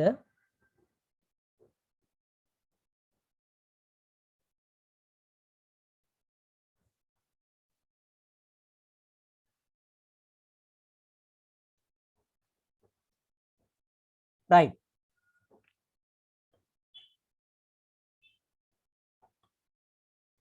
ඊට පස්සේ විද්‍යුත් විච්ඡේදනය මොකද්ද? යකඩ නිස්සාරණය සිදු කරන්නේ යකඩ අඩංගු සංයෝග වන හීමටයිට්. යකඩ නිස්සාරණය කරන්නේ යකඩ අඩංගු සංයෝග වන හීමටයිට්. විද්‍යුත් විච්ඡේදනය කිරීම නෙවෙයි. මොකද්ද කියන්නේ? ඒකට ඔක්සි වාතය රත් කිරීම නෝකන කරන්නේ නේ. ඔයාලා ඇත්තට දුර ඕනේ වාතය රත් කිරීම කියන උත්තරේ තමයි එන්න ඕනේ. ගැරීමෙන් කරන්නේ නැහනේ. මේ භෞතික ක්‍රම වලින් කරන්නේත් නැහැ. වාතයේ රත් කිරීම තමයි කරන්නේ අපි. හරි රත් කරලා තමයි අපි යකඩ නිස්සාරණය කරගන්නේ.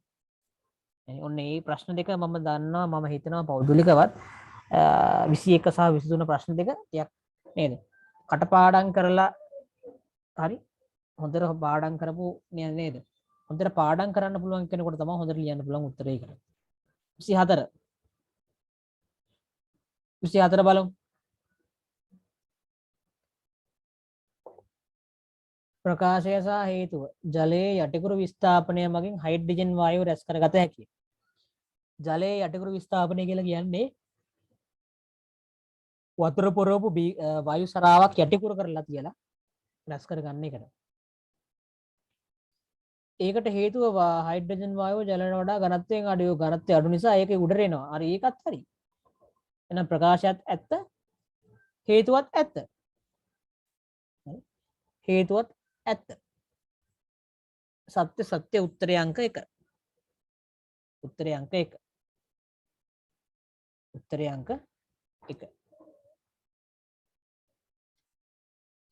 25 කාබන් ඩයොක්සයිඩ් වායුව යොදා ගන්නා අවස්ථාවක් නොවන්නේ. කාබන් ඩයොක්සයිඩ් වායුව යොදා ගන්නා අවස්ථාවක් නොවන්නේ. පිපෙන්න දානවා කාබන් ඩයොක්සයිඩ්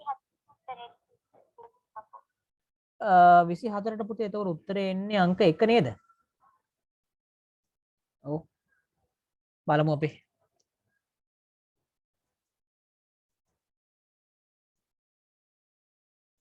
මේ බලන්න යටිකුරු විස්ථාපනයෙන් හයිඩ්‍රජන් රැස් කරගන්න පුළුවන්. ඒ කියන්නේ මෙන්න මේ මතකද ඔබට වායු රැස් කරගැනීමේ ක්‍රම පුතේ. මෙහෙම වායු සරාවක් මෙහෙම තියලානේ.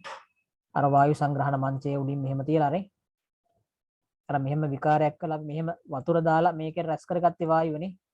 මෙහෙම ගිහලා මේකට බටේ දාලා මෙහෙම නේද? මෙහෙම බෝල දාලා මෙතන හයිඩ්‍රජන් රැස් උනේ. මෙන්න මෙහෙම රැස් කරගන්නවට තමයි කියන්නේ යටිකුරු විස්ථාපනය ජලයේදී කියලා. හරි. එතකොට ජලයේ යටිකුරු විස්ථාපනය මගින් හයිඩ්‍රජන් වායුව රැස් කරගත හැක. ඔව් හරි. එහෙනම් ප්‍රකාශය හරි. මේ ප්‍රකාශය හරි. එහෙනම් මේ උත්තරේ වෙන්නත් පුළුවන්, මේ උත්තරේ වෙන්නත් පුළුවන්, මේ උත්තර දෙක වෙන්න බෑ. මේකත් නෙවෙයි. මේ උත්තර දෙකම වෙන්න බෑ. පැහැදිලිද කිව්ව එක? ඒ උත්තර වෙන්න බෑ. ඊළඟට හේතුව බලන්න. මේ කියන එකට හේතුව right. හයිඩ්‍රජන් වායුව ජලයට වඩා ඝනත්වය අඩුය. ඔව් ඒක හරි. හයිඩ්‍රජන් ජලයට වඩා ඝනත්වය අඩු නිසා එයා මෙහෙන් හයිඩ්‍රජන් නිදහස් වුණා. මේ හයිඩ්‍රජන් ටික ඩග ගාලා උඩට යනවා. ඒ කියන්නේ ඝනත්වය අඩු වේවා මොකද වෙන්නේ? උඩට යනවා. ඝනත්වය වැඩි වේවා පල්ලයට යනවා. ඒක දන්නවනේ ඝනත්වය කියන සංකල්පෙත් එක නේද? ඝනත්වය අඩු වේවා ඉහළ යන්න බලනවා. ඝනත්වය වැඩි වේවා පහළට එන්න බලනවා. ඉතින් ඒකත් හරි. එහෙනම් ඒකත් හරි. එහෙනම් මේකත් හරි මේකත් හරි. දෙකම සත්‍යයි. එහෙනම් උත්තරේ අංක 1 කියලායි එන්න ඕන. පැහැදිලිද මයි පුතේ? පැහැදිලිද ඒක? right. okay. අපි යමු එහෙනම් දරුවෝ කාබන් ඩයොක්සයිඩ් යොදා ගන්න අවස්ථාවක්. පාන් පිපෙන්න කාබන් ඩයොක්සයිඩ් තමයි ගන්න. මොකද බේකින් සෝඩා වල ආප්ප සෝඩා වල මේ කාබන් ඩයොක්සයිඩ් පිට වෙන්නේ. ගිනි නිවන්ටත් කාබන් ඩයොක්සයිඩ් තමයි ගන්න. ඒක දහන අපෝෂක වායුවක් නිසාවෙන් වියලි අයිස් නිපදෙන ඩ්‍රයි අයිස් මම කියලා දුන්න ඩ්‍රයි අයිස් ගැන. ඩ්‍රයි අයිස් හදන්න ගන්නේ කාබන් ඩයොක්සයිඩ් තමයි. කාබන් ඩයොක්සයිඩ් සීතල කරලා නේද? ඍණ සෙල්සියස් අංශක 70 ගානක් වෙනකන් වගේ අඩු කරාම තමයි ඒක සීතල වෙන්න අයිස් වෙන්නේ. එන්නේ ඒවට තමයි කියන්නේ ඩ්‍රයි අයිස් කියලා. හරි. එතකොට ඒක හදන්න ගන්නවා. දහනය වැඩි කරන්න ගන්නේ නෑ කාබන් ඩයොක්සයිඩ්. ධාරා උෂ්මකය තුළ දහනය වැඩි කිරීමක් කියන එකට කාබන් ඩයොක්සයිඩ් වායුව ගන්නෙ නැහැ. හරි? උත්තරේ අංක 4 නොවන්නේ නේ අහන්නේ. හරි? ඊළඟට 26.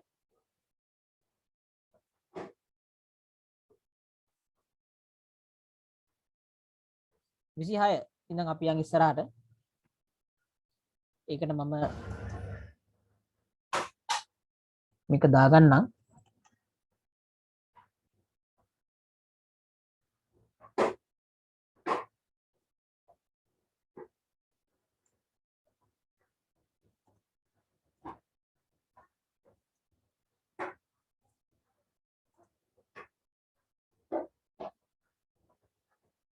හරි.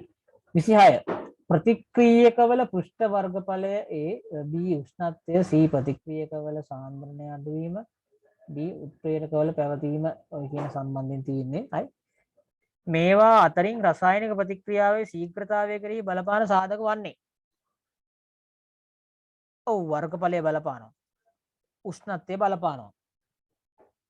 සාන්ද්‍රණය අඩුවීම ඒකත් ඉතින් බලපානවා. ඒ කියන්නේ මේ සාන්ද්‍රණය අඩුවීම කියන කෑල්ල මෙතනට වැඩි. ඒක නැත්තත් සාන්ද්‍රණය කියන එක නම් බලපානවා. උත්ප්‍රේරක පැවතීමත් බලපානවා. එතකොට මෙතන අඩුවීම කියන එක නිසා වැරදි කියලා අපි හිතුවොත් A B D තමයි උත්තරේ. උත්තරේ අංක 4 කියලා අපිට ගන්න වෙනවා. ඒතර ඔයා තර්ක කරයි සර් ඉතින් C හරිනේ සර්. ඉතින් C හරි වුණාට අපි මෙතනදී ගන්න ඕන වඩාත් නිවැරදිම උත්තරේ තමයි කවුද? එතකොට වඩාත් නිවැරදිම කියන්නේ A සහ C කියලා විතරක් ගන්න බෑ. අනිවාර්යෙන් B කොහොමත් වෙනවනේ. B කොහොමත් වෙනවා. A කොහොමත් වෙනවා. A B දෙකම ඉන්න ඕනේ. A B දෙකම ඉන්න ඕන. එතකොට A B දෙකම ඉන්න අනිත් දෙකත් හරිනේ. ඒ දෙකනොත් ඉතින් D ඉන්න උත්තරේ තමයි ගන්න වෙන්නේ. හරි. පුෂ්පයක දක්නට ලැබෙන කොටස් අතරින් ප්‍රජනනයට අත්‍යවශ්‍යම කොටස මොකක්ද කියලා අහනවා. හරි. දලපත්‍ර ප්‍රජනනයට අත්‍යවශ්‍ය නැහැ නේද? පත්‍ර ටික ඕනේ නැහැ නේ. මණි පත්‍රත් ඒ ප්‍රජනනයට ඕනේ නැහැ නේ. කලංකය කීලය පරාගදානිය. ඔතනදී ප්‍රජනනය වෙන්න නම් අනිවාර්යෙන් පරාග හැදෙන්න ඕනේ. පරාග හැදෙන්න නම් පරාගදානියක් තියෙන්න ඕනේ.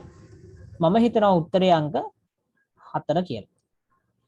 එතකොට කලංකයක් ඕනේ නැද්ද? කලංකයකුත් ඕන තමයි. කලංකය කියන්නේ මොකද්ද? මතකද කලංකය කියන්නේ මොකද්ද කියලා? මෙන්න මෙහෙම තියෙන්නේ. මේකට තමයි කලංකය කියලා කියන්නේ. කලංකය මත පරාග පතිතුනහම තමයි පරාගය මෙහෙම ඇවිල්ලා මෙතනින් ඩිම්බ කෝෂයේ වෙත ළඟා වෙන්නේ. ඔබට මතක ඇති කියලා මම හිතනවා.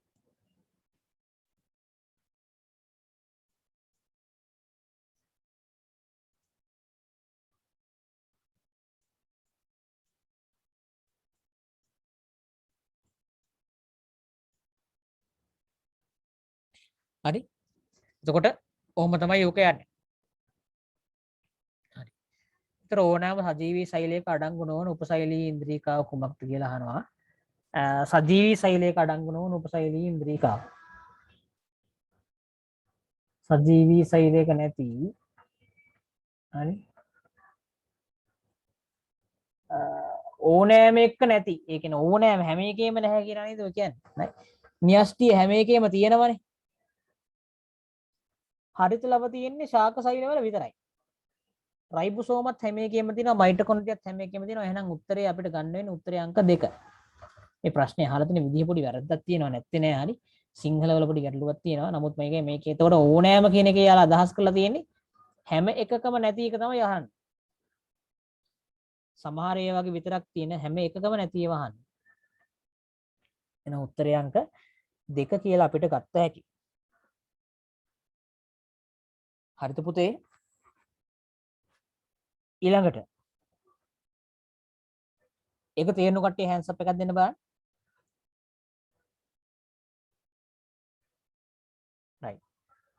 ඌනනය සිදු නොවන ඌන කියලා කියන්නේ 2n එකක් n වෙන අවස්ථාවනේ. 2n එකක් n වෙන එක තමයි ඌනනය කියලා කියන්නේ. ඩිම්බ මාතෘ වලින් ඩිම්බ හදන එක ඌනනයක්. පරාග මාතෘ සෛල වලින් පරාග හදන එක ඌනනයක්. කියන්නේ ජන්මානුවක්නේ. දිම්බ කියන්නේ ජන්මානුවක්, පරාග කියන්නේ ජන්මානුවක්.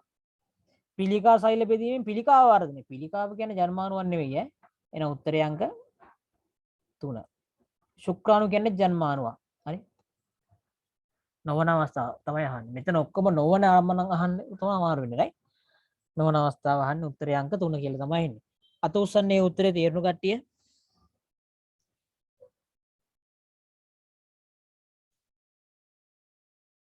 right, good. ඊළඟට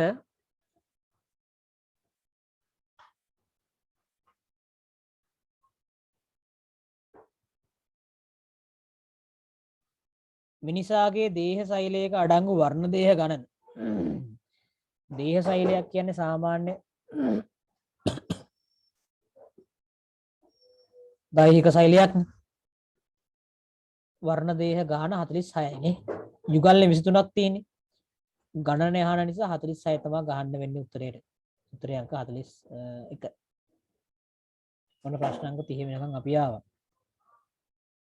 අත උස්සන්න මේ උත්තරේ හරි අය.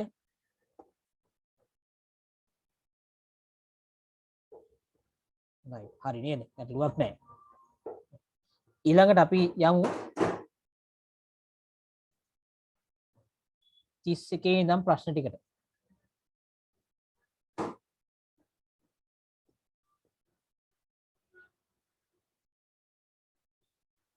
එක තෝරන්න බලන්න උත්තරේ.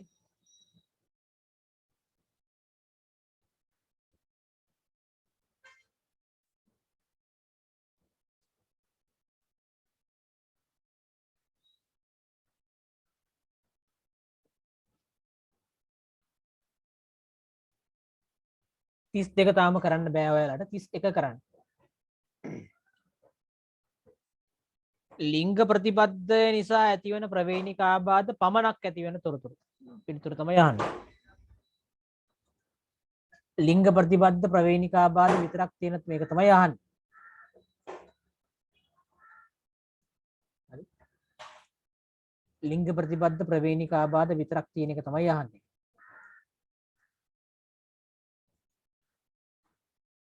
හරි. ලිංග ප්‍රතිබද්ධය නිසා ඇතිවන ප්‍රවේණික ආබාධය තමයි අහන්නේ. හිමෝෆීලියාව ලිංග ප්‍රතිබද්ධය දෙකයි තියෙන්නේ. මම මේ දෙක මතක් කරලා නම් තියරි මේ මතක තියාගන්න. එකක් හිමෝෆීලියාව, අනික තමයි වර්ණ අන්ධතාවය. හිමෝෆීලියා අපි අච්චකුර දැම්ම 100කුර දැම්ම මතකද? මේ දෙක විතරයි එන්නේ වුණ උත්තරේට. එතකොට හිමෝෆීලියාව හා රතුකොළ වර්ණ අන්ධතාවය උත්තරේ අංක 1 කෙලින්ම කටපාඩම් කරපේ කරන ට්‍රාර් ගාලා උත්තරේ අංක 1 කියලා ගත්ත හැකි. අනික් කට්ටියට ඕනනම් බලන්න මේ ඇලි බව ලිංග ප්‍රතිපද එකක් නෙවෙයි. ඇලි බව එකක් නෙවෙයි. තැලසීමියාවත් එහෙම එකක් නෙවෙයි තමයි ඈ. හරි. තැලසීමියාවත් එහෙම එකක් නෙවෙයි. ඒතර මේ උත්තර තුනම වෙන්න බෑ. උත්තරේ අංක 1 කියලා තමයි එන්නේ.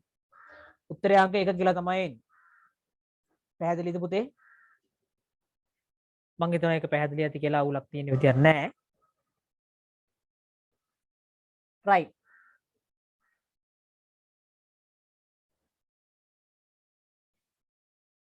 ඊළඟට අපි 32 දන්නේ නැහැ ඔයාලා. 33 තාම දන්නෙත් නැහැ ඔයාලා. 34 35 36 34 35 36 34 35 36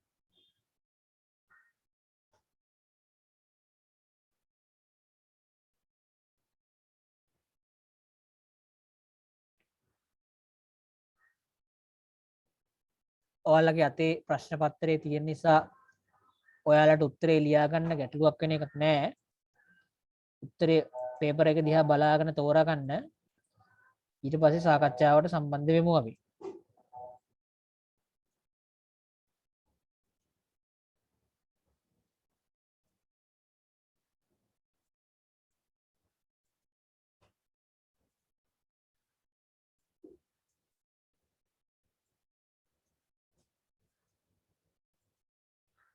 විස්ථාපනය ස්කන්ධය හා කාලය මැනීමේ සම්මත ඒකක නිවැරදිව. විස්ථාපනය මීටර්නේ. සිම්පල් M තමා දාන්නේ. මේක හරි කැපිටල් M දැම්ම උත්තර වැරදි. හරි. මේ නම් මේ උත්තරේම වෙන්න බෑ. ඔන්න උත්තර අයින් කරන විදිය. ස්කන්ධය කිලෝග්‍රෑම්නේ. කිලෝග්‍රෑම් ලියද්දි කැපිටල් G එන්න බෑ කොහොමත්. එහෙනම් මේ උත්තරේ වෙන්න බෑ. එහෙනම් ගෙනින් රුම් ගාලා මේක අයින් කරා. හරි. දැන් මේ දෙකම තියෙනවා. දැන් කාලය. කාලය. නයි. කාලය. කාලය මනින සම්මත ඒකකය මොකද්ද? කාලය මනින්නේ දරුවෝ තප්පර වලින්, පැය වලින් එහෙම නෙවෙයි. තප්පර වලින්. එහෙනම් උත්තරේ මේක වෙන්න බෑ. උත්තරේ අංක 4 තමයි එන්නේ. අත උස්සන්න ඒක හරියට ගහපු කට්ටිය.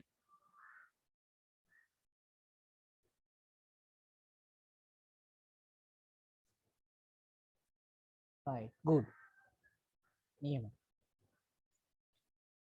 සාන්ද්‍ර අම්ලයකින් තනුක අම්ල ද්‍රාවණය පිළිල කිරීමේදී අනුගමනය කරන්න ඕන වඩාත් නිවැරදි ක්‍රමය මේක ඇවිල්ලා මම හිතන්නේ මම මේක කියලා දුන්නේ මන්දා මම තව පාරක් කියලා දෙන්නම් ඒ නැතත් right දැන් නිකන් හිතන්නකෝ මම මේ උදාහරණ කියන්න මුලින්ම කාමරයක ඉන්නවා හරි බල්ලෝ බව්වෝ ඉන්නවා 20ක් විතර දැන් මේ කාමරයේ බව්වෝ 20ක් විතර ඉන්නකොට මේ කාමරේට ඔයා ගිහිල්ලා මස් කෑල්ලක් දානවා. ඔයා මේකට මස් කෑල්ලක් දානවා. Oh my god right මස් කෑල්ලක් දානවා මේකට. එක මස් කෑල්ලක් දානවා බල්ලෝ 20ක් ඉන්න කාමරේට. මොකක් වේද?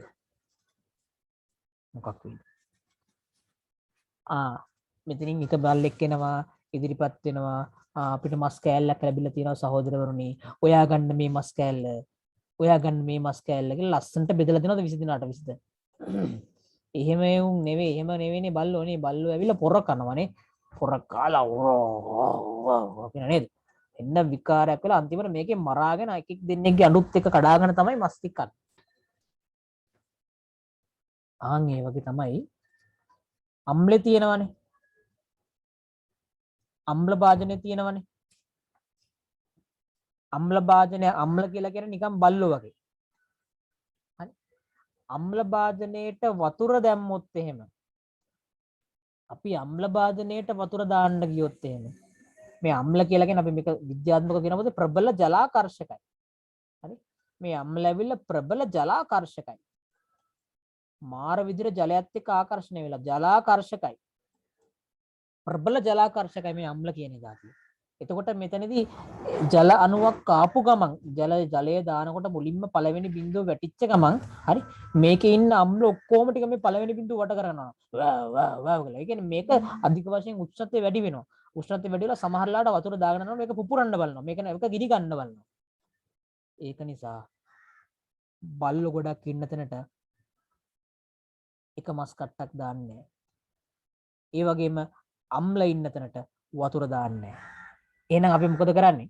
මේක අනිත් පැත්ත කරන්නේ. එහෙනම් අපි මොකද්ද මේක අනිත් පැත්ත? අපි හරි. අපි මෙන්න මේ හරි. මස්කරු ටික තියෙන කාමරේ ගොඩාක් මස්කරු ගොඩාක් තියෙනවා. හරි. මේ ගොඩ මස්කරු තියෙන කාමරේට අපි බල්ලෝ එක වෙනවා. ඔන්න මුලින්ම එක බල්ලෙක් වෙනවා. ඌ ඔක්කොම මස්කරු බදා ගන්න ඌ ටක් ගාලා ඌට හම්බෙන්න පේන්න පළවෙනි මස් කට්ට නම් ඌ අස්සකට යනවා. අයිනකට යනවා. ඊට පස්සේ දෙවෙනි කාවේ වෙනවා. දෙවෙනි එකා තව මස් කට්ටක් අරන් යනවා. දෙවෙනි එකා ගිහලා ඊට පස්සේ රූගත්ත මස් කට්ට උදුරන්නේ නැහැ. ඇයි මේ ගොඩාක් මස් කටු තියෙනවනේ. හරි. ඔය විදිහට මස් කටු ටික කාමරයට දාලා අපි බල්ලෝ එක වෙනවා. ඒ වගේ තමයි පුතේ අපි මොකද කරන්නේ? අම්ලයකට ජලය දී කරනකොට වතුර භාජනයට තමයි අම්ල දාන්නේ. හරි. ජල භාජනයට තමයි අම්ල දාන්නේ කියලා මතක තියාගන්න. හරි. වතුර භාජනයට තමයි අම්ල දාන්නේ. මම කියපු දේ පැහැදිලි කට්ටිය hands up එකක් දෙන්න පැටියෝ. right. හරි. අපේ දරුවෝ ඔක්කොම ඉන්නවද නේද? ඔක්කොම කියන්නේ මම හිතන කරන්ට් එක ඇවිල්ලාවත් වෙන්නේ නැති. කොහොමද මේකේ වීඩියෝ එකකුත් YouTube එකට යනකොට ඔයාලා ඒකත් බලන්න right. මම දැන් යනවා ප්‍රශ්නෙට. දැන් ප්‍රශ්නේ දන්නේ නැහැ මොකක්ද කියලා. මොන ප්‍රශ්න?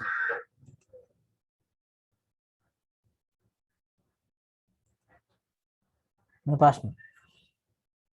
අම්ල බදුනට ජලය ස්වල්පයක් බැගින් අම්ල බදුනට ජලය දානවා කියලා කියන්නේ මේකනේ අර බල්ලු මැදට බස්කටු දානවා වගේ. ජලයට අම්ලය එකතු කිරීම. ජලයට අම්ලය එක විටම එකතු කිරීම. එක විටම දාන්න බෑ. එකපාරට රූස් කරලා දාන්න පොඩ පොඩ දාන්න. හරි. එතකොට ඒකෙදි එක විටම කියන නිසා එක දෙක වැරදි. එතකොට ජලය අඩංගු බදුනට අම්ලය ස්වල්පය බැගින් එකතු කිරීම. උත්තරේ අංක 4. උත්තරේ අංක 4 කියලායි මම යෝජනා කරන්නේ. උත්තරේ අංක 4 කියලායි මම යෝජනා කරන්නේ. Answer number 4. Answer number 4. පැහැදිලිද පුතා? right. ඊළඟට මෙම රූපයේ දැක්වෙන ඒ ව්‍යුහයේ කාර්යයක් නොවන්නේ ඒ කියලා කියන්නේ මේ ඩිම්බකෝෂනේ. ඒක දන්නේ නැද්ද? ඒවනම් මතකයි නේ හරි. ඩිම්බකෝෂවල කාර්යයක් නොවන්නේ ඩිම්බකෝෂ කලලයට පෝෂණය සපයනවද? නෑ නේ. මම හිතන්නේ එක තමයි උත්තරේ. දෙක බලමු. ඩිම්බසෛල නිපදවයි. ඔව් ඒක කාර්යයක්. ඩිම්බ මෝචනය කරයි. ඒකත් කාර්යයක්. ඊස්ට්‍රෝජන් ප්‍රොජෙස්ටරෝන් හදන ඒකත් කාර්යයක්. ඕකේ උත්තරේ එහෙනම් අංක 1. හරි. කාර්යයක් නොවන්නේ කලලයට පෝෂණය සැපීම. කලලයට පෝෂණය සපයන්න මෙයාට බෑ. කලලයේ තියෙන ගර්භාෂයනේ. ගර්භාෂය තමයි කලලේ තියෙන්නේ. එතකොට උත්තරේ අංක 1 1 1 1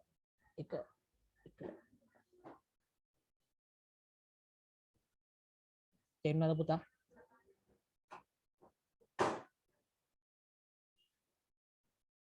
හරි.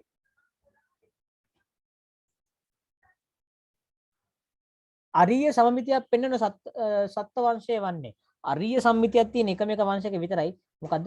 සිලින්ඩරේටා. අයව කටපාඩම් තියෙන්න ඕන. සිලින්ඩරේටා, හයිඩ්‍රා මුහුදුමල එහෙම මතක තියාගන්න නේද? එතකොට ජෙලිෆිෂ් මතක තියාගන්න. රවුමට ඉන්න කට්ටිය හරි. උත්තරේ සිලින්ඩරේටා. අතුස්සන්නේ උත්තරේ හරි අය. ඒවනම් වරදින්න බෑ. ඒවනම් වරදින්න බෑ පුතේ ඈ. ඒවනම් වරද්ද ගන්න එපා. ඒව වරද්ද ගත්තොත් වැඩක් නෑ. කතා කරලා වැඩක් නෑ. හරි? ඔළුව ගලක ගහගෙන මැරෙන්න තමයි වෙන්නේ. වැඩක් නෑ හර. ඒව වරද්ද ගන්න එපා.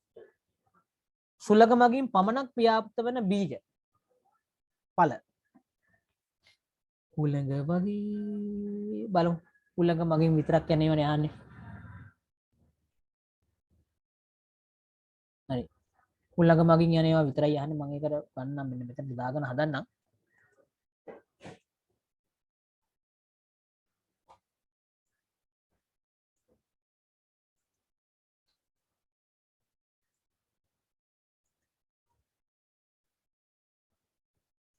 හරි.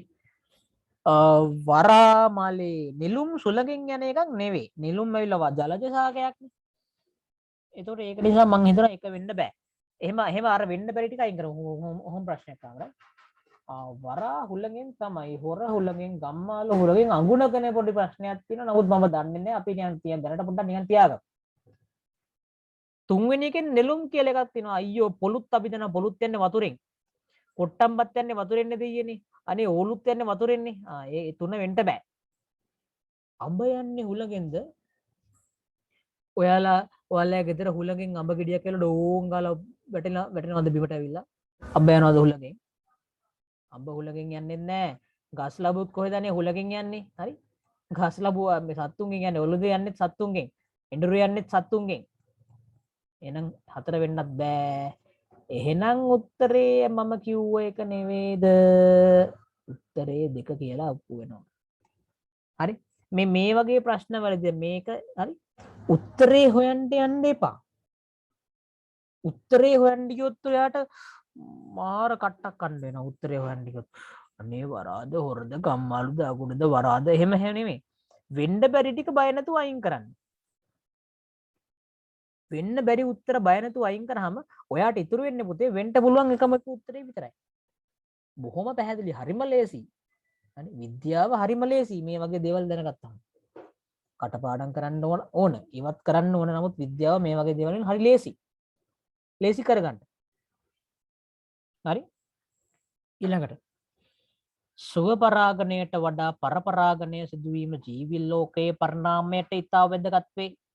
මේවා අතරින් පරපරාගණයේ ඇති අනුවර්තනයක් නොවන්නේ පරපරාගණයේ ඇති වෙන අනුවර්තනයක් නොවන්නේ මොකක්ද කියලා අහනවා.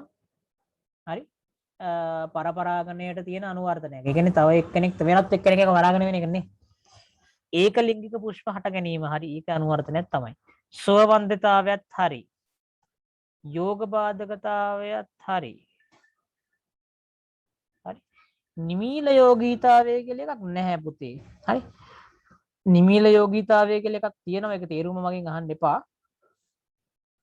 ඒක ඔයාලගේ එකක් නෙවෙයි. හරි.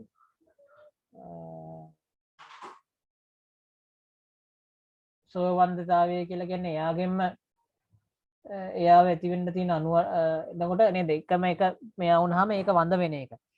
යෝග බාධකතාවය කියලා කියන්නේ දුරස්ව පිහිටීම. ඒක ලිංගික පුෂ්ප හට ගැනීමත් නිමීල යෝගීතාවය කියන තමයි උත්තරෙට එන්නේ උන්යි. හරි. හඳුනා නොගත් වකුගඩු රෝගයක් වැළඳීමට අවම බලපෑමක් ඇති කරන්නේ මින් කුමක්ද කියලා අහනවා. හරි. හඳුනා නොගත් අවම බලපෑම ආසනික් කැඩ්මියම් වගේ ඒවා අනිවාර්යයෙන්ම බලපාන රුජුවම බොහෝ කාලයක් අවුවේ වැඩ කරනවා. එක අවුවේ වැඩ කරනකොට ඇඟේ තියෙන ජලය ඉවත් වෙනවා ඉක්මනට එහෙම ගන්න පුළුවන්. පළතුරු හෝ පලාවර්ග අඩුවෙන් ආහාරයට ගැනීම මේකත් හේතුවක් වෙන්න පුළුවන්. ප්‍රමාණවත් තරම් ජලය පානය නොකිරීම ඒකත් හේතුවක් වෙන්න පුළුවන්. ඔව් අවුවේ වැඩ කරා කියන එක ලොකු හේතුවකුත් නෙවෙයි. හරි. හොඳට වතුර පානය කර කර අවුවේ වැඩ කරාට කමක් නැහැ. උත්තරේ අංක 2 කියලා අපි ගමු. මට හිතෙනවා උත්තරේ අංක 2 විය හැකියි කියලා. හරිද? ওই විදිහට අපි ඔය පළවෙනි ප්‍රශ්න 40 ඉවර කරා. මම දැන් තව පුංචි කාරණයක් කියන්න යන්නේ ඔයාලට. මේ දවස්වල මේ දැන් ඔයාලා වර්තමානයේ දේවල් ගැන දැනගන්න දෙපෑනේ. වර්තමානයේ දැන් මේ දවස්වල හොගාල යනවා මේ කාබනික පොහොර කියලා කතාව. ඔයාලා නිවුස් වල එහෙමත් දකින්න ඇති නේද? කාබනික පොටෑසියම් ක්ලෝරයිඩ් වගේක් ගෙන්නවවලු ලංකාවට. මොනවද ගෙන්නලා තියෙන්නේ? කාබනික පොටෑසියම් ක්ලෝරයිඩ්. හරි. ඔන්න කාබනික පොටෑසියම් ක්ලෝරයිඩ්. පොටෑසියම් ක්ලෝරයිඩ් කියලා කියන්නේ නම් KCl තමයි. ඒකත් ඔයාලා දකින්න ඇති KCl. හරි. ඒක ඉස්සරහට කාබනික කියලා කැලලක් දාන්න. මේක රතු පාටයි පොහොර එක. කාබනික පොටෑසියම් ක්ලෝරයිඩ්. දැන් ඔක්කොටම කලින් මේක ඔයාලා කාබනිකයි කියන එකේ තේරුම තමයි කාබනිකයි කියන නමේම තියෙනවා කාබනිකයි නම් කාබන් තියෙන්න ඕන. හරි. කාබන් අඩංගු විය යුතුයි. පළවෙනිම සාධකේ කාබන් අඩංගු වෙන්න ඕන. දැන් මේකේ කොහෙද පුතේ කාබන්? සමහර කට්ටිය ඉතින් ඔය හිරෝට වගේ කියනවානේ මේ KCl එකේ මේ තමයි කාබන් කියලා. ඒ කාබන් නෙමේ ක්ලෝරින් කියන එක. හොඳේ. මේ ක්ලෝරින් තියෙන්නේ. හොඳේ. ක්ලෝරින් වලට පොටෑසියම් දාලා තමයි මේක ලවණයක්. කිසිම ප්‍රශ්නයක් නැහැ. මේක ලවණයක්. මේක ලවණයක්. හරි. මේක සාධාරණීකරණය කරන්න සමහර අය මේ ලවණයට මේ ලවණය අත්‍යවශ්‍යයි. ලවණය ඕනේ තමයි ඉතින්. එනයි ඉතින් කාබනික කියලා කැලලක් දාන්නේ මොකටද? කාබනික කියලා කැලලක් දාලා වහන්නේ මොකටද? මේ කාබනික කියලා දැකම අම්මා නියමයි කාබනික පොහොර ගෙනලා තියෙන කියලා කට්ටියට යනවා පොඩි අවබෝධයක් නේ. මේ ගැන නොදන්නා කට්ටියට යනවා කාබනික කියලා කැලල දැකම ආන්නේ එහෙනම් ෂෝක් එක ඕගනික් නේ. ඕගනික් කියලා එනවා පොඩි අයිඩියා එකක්. නමුත් මතක තියාගන්න කාබනික කියලා පොටෑසියම් මේ පොටෑසියම් ක්ලෝරයිඩ් කාබනික එහෙම නෙවෙයි. ඒක පට්ටපල් වැරද්දක්. ඒක හිතාමතා වංචාවක්. හිතාමතා කරපු වංචාවක්. හරි. මේ ගැන නොදන්නා අයවලුන්න වරවට්ටන්න කරපු වංචාවක්. හරි. හිතාමතා තොරතුරු විකෘති කර වාර්තා කිරීමක් තමයි එතන කරලා තියෙන්නේ. නිකන් හිතන්නකෝ ඔය report එකක් සාමාන්‍යයෙන් ඔය news එකක් හරි සාමාන්‍යයෙන් එඩිටර් කෙනෙක් ඉන්නේ ඒක ලියන එක්කන ඉන්න එඩිට් කරන එක්කෙනෙක් ඉන්නවා හරි ඔහොම ගිහලා ඒ වගේම පත්තරයට යන news එකක් පවා හිතන්නකෝ කී දෙනෙක් එඩිට් කරලා දාන්නේ කවුරුවත් ඒක අහුවෙන්නේ නැති වෙන්න හදපු නේද ඒක අහුවෙන්නේ නැහැ නේ ඉතින් මේක ගැන රසායන විද්‍යාව දැනගෙන ඉන්න කෙනෙක් තමයි මේක දන්නේ හරි ඉතින් අන්න ඒක ගැන මම ඔය චුට්ටක් කියලා දෙන්න හිටියේ ඔයාලා දැනගෙන ඉන්න ඕන දේවල් තමයි මේ හොඳේ කාබනික පොටෑසියම් ක්ලෝරයිඩ් කියලා જાතියක් නැහැ. එහෙම එකක් නැහැ. හරිද? එහෙම එකක් නැහැ. ඒ වගේම තව කාරණයක් මේකත් එක්කම කියන්නේ දැන් මේ දවස්වල ඔය කාබනික පොහොර කතන්දරයක් කරනවා. හරි? මේ දැන් ලංකාවේ සාමාන්‍ය දැන් මේ රසායනික පොහොර මේවා රසායනික පොහොර වර්ගයක් කාබනික නෙවෙයි හැබැයි right. හරි. ලංකාවේ තියෙන පොතේ ස්වභාවිකවම ගන්න පුළුවන් හොඳ පොහොර జాතිය.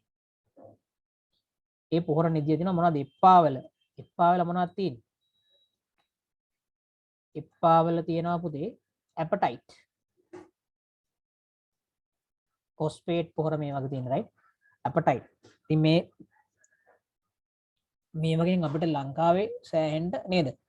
පොහොර අවශ්‍යතාවයට ඍජු ප්‍රීලියම් මේ වගේ යොදා ගන්න පුළුවන් එකකමක් තියෙනවා.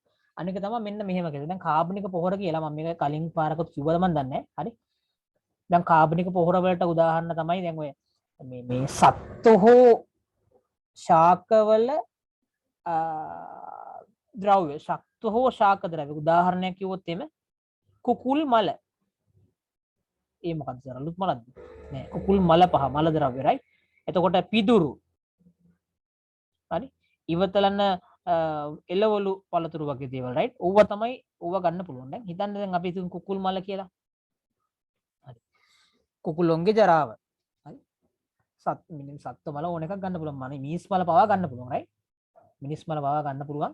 එතකොට මෙන්නේ කුකුල් මල කියලා හිතමු. දැන් ඔන්න ඔයා ගෙදර පැලයක් හිටවනවා. අනේ සර් හැමදාම පැල හිටවන්න කියලා කියනවා සුභාව ධර්මෙත් එක්ක ඉන්න කියන. ඒක නිසා පැලයක් හිටවන්න. පැලයක් හිටවල ඉවරලා හරි ගෙදර තියෙන කුකුල් කොටුවේ තියෙන කුකුල්ලුන්ගේ ජරාව ටික ඔක්කොම එකතු කරනවා. ජෝර් කරලා මේ කොටේට දාන්න යනවා. නැත්තම් ගෙදර තියෙන හරක් මේක හරක් මේ ගාලා කරක් ගාලා තියෙන හරකෙක් දාපු ගොමතලියක් එහෙම රුම් ගාලා මෙතනට අවිලා දානවා. දැන් මොකක් වෙයිද? දැන් ওই ගොමතලිය දැම්ම ගමන් මේ පැලේ අම්මා නියමයි සුපිරි මේ පොහොර ටිකක් ආවා. ඔන්න දැන් අපි හැදෙමු කියලා හැදෙයිද පැලේ? ගොම දැම්මා කියලා මේ පැලේ හැදෙයිද? පුතා මේ පැලේට එකක් තමයි දරන්න පුළුවන් ප්‍රමාණයක් තියෙනවා. අනික තමයි මේ ඔය කාබනික පොහොරවල ඔය දැන් ඔබ අපි තුමු කුකුල් මල සහ ගව මල කියන එක ගත්තාම ඒවා අර උණුවේ හොට් දැම්මහම ඒ වගේ අහිතකර ජීවීන් පවා ඉන්නවා. දැන් මේකට දෙන්න ඕන වෙලාවක් මේ ගොමතලියට මේ ගොමතලිය වියෝජනය වෙන්න දෙන්න ඕනේ. මේකේ සංකීර්ණ සංඝටක තියෙනවා. ඒ සංකීර්ණ සංඝටක වියෝජනය වෙන්න මේක මත සුද්ධ ජීවීන් ක්‍රියා කරන්න දෙන්න ඕනේ. ක්‍රියා කරන්න විනාඩි 2-3 උන් ක්‍රියා කරන්නේ නැහැ. ඒකට මේක දින කීපයක් තුට්ටක් නේද? කලවම් කර මේක පදම් කර හදන්න ඕනේ. ඒ කියන්නේ මේක දැම්ම ගමන් ඍජුවම පොළොවට අවශෝෂණය වෙලා පොළොවෙන් ඩොං ගාලා මුල් වල ගිහලා මුලෙන් ටං ගාලා මේකට එන්නේ නැහැ. ඒ කියන්නේ මේක අවශෝෂණය වෙන්න යම්කිසි කාලයක් ගත වෙනවා. මේක අවශෝෂණය වෙන්න මේකට යම්කිසි කාලයක් ගත වෙනවා. හැබැයි ඒ අවශෝෂණය වෙන්න ගත වෙන කාලය පුරාවටම මේකට කිසි පොහොරක් නැහැ. මේකේ සම්පූර්ණයෙන් මේ හරි මේ අනවශ්‍ය මල ද්‍රව්‍ය වල සාන්ද්‍රණය වැඩි වෙලා මේ ගහ සමහරට මැරෙනවා. ඉතින් සර් කාබනික පොහොර මම මැරෙනවනේ කියන්නේ. ඔව් මේක මැරෙන්න ලොකු ඉඩකඩක් තියෙනවා. එහෙනම් ඉතින් මොකද්ද මේ කාබනික පොහොර කියලා කියන්නේ? ඔහොම මම කියලා දෙන්නකො රසායනික පොහොරක් කියලා කියන්නේ මොකද්ද කියලා. රසායනික පොහොර වල කරන්නේ පුතේ මේ ගහට අවශ්‍ය කරන පෝෂණ සංඝටක තියෙනවනේ. ඒ පෝෂණ සංඝටක වෙනම වෙන් කරලා අරගෙන හරි රසායනාගාරෙදි මේවා එක්ක කැට විදිහට කුඩු විදිහට අනම්මනම් විදිහට ලේසියෙන් පහසුවෙන් වතුරේ දිය වෙන්න පුළුවන් විදිහට හදනවා. ඒ හදපු පොහොර ටික පසට දාලා වතුර ටිකක් දැම්ම ගමන් මේ පොහොර පට ගාලා දිය වෙනවා. හරි මේ පොහොර පට ගාලා දිය වෙනවා. හරි මේ පොහොර ටක් ගාලා වතුරේ දිය වෙනවා. වතුරේ දිය වෙලා ඉක්මනට මේක ගහට අවශෝෂණය වෙනවා. අන්න දැන් දැක්කද වෙනස මොකක්ද කියලා? මේක ඉක්මනට අවශෝෂණය වෙනවා ගහට. එතකොට ගහට මේක හොඳ ගහ සාරවත්ව හැදෙන්න පටන් ගන්නවා. එතකොට කාබනික පොහොර වලින් බැරිද? පුළුවන්. කාබනික පොහොර ඍජුවම දාන්න බෑ. ඍජුවම දාන්න නැතුව කාබනික පොහොර වලින් ඒ අවශ්‍යතාවයට අනුකූලව ඒක සරල සංඝටක බවට පත් වෙනකම් බලාගෙන ඉන්න ඕන. අපි ඒ වෙනකල් මේකට ඉඩ දෙන්න. දැන් හිතන්න කොම්පෝස්ට් බැරල් එකක් හදන්න ඒකනේ නේ. කොම්පෝස්ට් බැරල් එකක් ගෙදර තියෙන කට අතුසන් බලන්න. ගෙදර කොම්පෝස්ට් බැරල් එකක් තියෙන කට්ටිය බැරල් එකක් හෝ කොම්පෝස්ට් හදනවා ගෙදර. ගෙදර අතු ගාලා තියෙන මේ ගස්වල කොළ ටික හරි එහෙම නැත්නම් ඔය ලුණු පොතු පොල් කුඩු අනම්මනම් ටික දාලා කොම්පෝස්ට් කරන්න දාලා තියෙනවා. කාමියවත් නැද්ද ඒ කියන්නේ? කාගවත් නැහැ. හරි. එතකොට ඒ කොම්පෝස් පෝර හදනකොට පවා නියමිත වාතාශ්‍රය හම්බ වෙන්න ඕන. හරි. ඊට පස්සේ මෙහෙන් දාන කොළ ටික මෙතනින් තමයි ගන්නෙ. නමුත් මෙතනින් දාපු ගමන් ගන්නෙ නැහැ. මෙතනින් දාලා සාමාන්‍යයෙන් දවස් 5ක් විතර පරණ වෙන්න පල්ලෙහෙන් තමයි කොළ ගන්න. ඒ පොහොර ටික ගන්න. හරි. එතකොට මේකදී යම්කිසි කාලයක් ගත වෙනවා කියන එක මතක තියාගන්න. ඒ කාලය ගත වෙන එක අපි පාලනය කරගන්න ඒ කාලය දෙන්න නේද? ඒ කාලයට හුරු වෙනකල් සමහරලාට මේවා හුරු වෙන තාක්කල් හරි අපිට රසායනික පොහොර යොදන්න වෙන්න යොදන්න ඉඩ තියෙනවා. right? එතකොට ඒක නිසා මේ ඔයාලා මේ සාමාන්‍ය වටා පිටාවකට දැනුවත් භාවයක් තියාගන්න පුතේ. හරි. මට ඒකයි මේ කියලා දෙන්න උවමනා වුනේ. කාබනික පොහොර ඍජුවම දාන්න බෑ. අනික තමයි කාබනික පොටෑසියම් ක්ලෝරයිඩ් කියන එකේ මේ සීන් එක ගැන. right? එතකොට මම ඊළඟ කාරණය තමයි හරි මම ඊළඟ දවස් ටිකෙත් දැන් කරනවා මෙන්න මේ ටික. හරි අපිට තව පාඩමක් ඉතුරු වෙලා තිනවා කරන්න. ඒ පාඩමත් කරන්න ඕනේ. ඒ වගේම මංගාව තිනවා ඒකක පුනරීක්ෂණ වලට හදපු හරි පරණ පාස් පේපර්ස් වලින් හදපු මේවා ටික. හරිද? ඒ පාස් පේපර්ස් වලින් හදලා තියෙන මේවා ටික අපි නිකමට දැන් ගමුකෝ. අපි අන්තිමට කරේ ප්‍රතික්‍රියා ශීඝ්‍රතාවයනේ. හරි ප්‍රතික්‍රියා ශීඝ්‍රතාවය කියන එක ගත්තා. හරි ප්‍රතික්‍රියා ශීඝ්‍රතාවය කියන පාඩම මෙන්න තියෙනවා. මේකට හදපු බහුවර්ණ මේකේ ඒ කියන්නේ මේ පරණ පේපර්ස් වල පාස් පේපර්ස් වල තිබිච්ච බහුවර්ණ තමයි මේක දාලා තියෙන්නේ. සහේ පාස් පේපර්ස් වල තිබිච්ච ප්‍රශ්න තමයි මේක තියෙන්නේ. හරි ඔන්න බලන්න 2016 අලුත් සිලබස් එකේ දීපු ප්‍රශ්නයක් තියෙනවා. ටක් ගාලා මේකේ උත්තරේ තෝරන්න. සල්ෆියුරික් අම්ල නිෂ්පාදනය කරන්න භාවිත කරන උත්ප්‍රේරකය වන්නේ මොකක්ද උත්තරේ? වැනේඩියම් පෙන්ටොක්සයිඩ්ද නිකල්ද? හරි. ඔව් මොකක්ද උත්තරේ? කොපර සහ යකඩ නෙවෙයි කොහොමද නේ? සල්ෆියුරික් අම්ල නිෂ්පාදනයේට මොකක්ද පාවිච්චි කරන්නේ?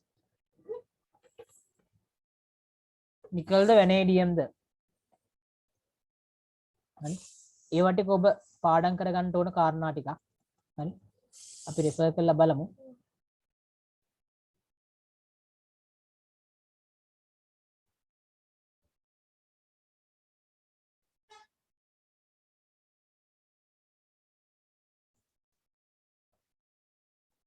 හරි.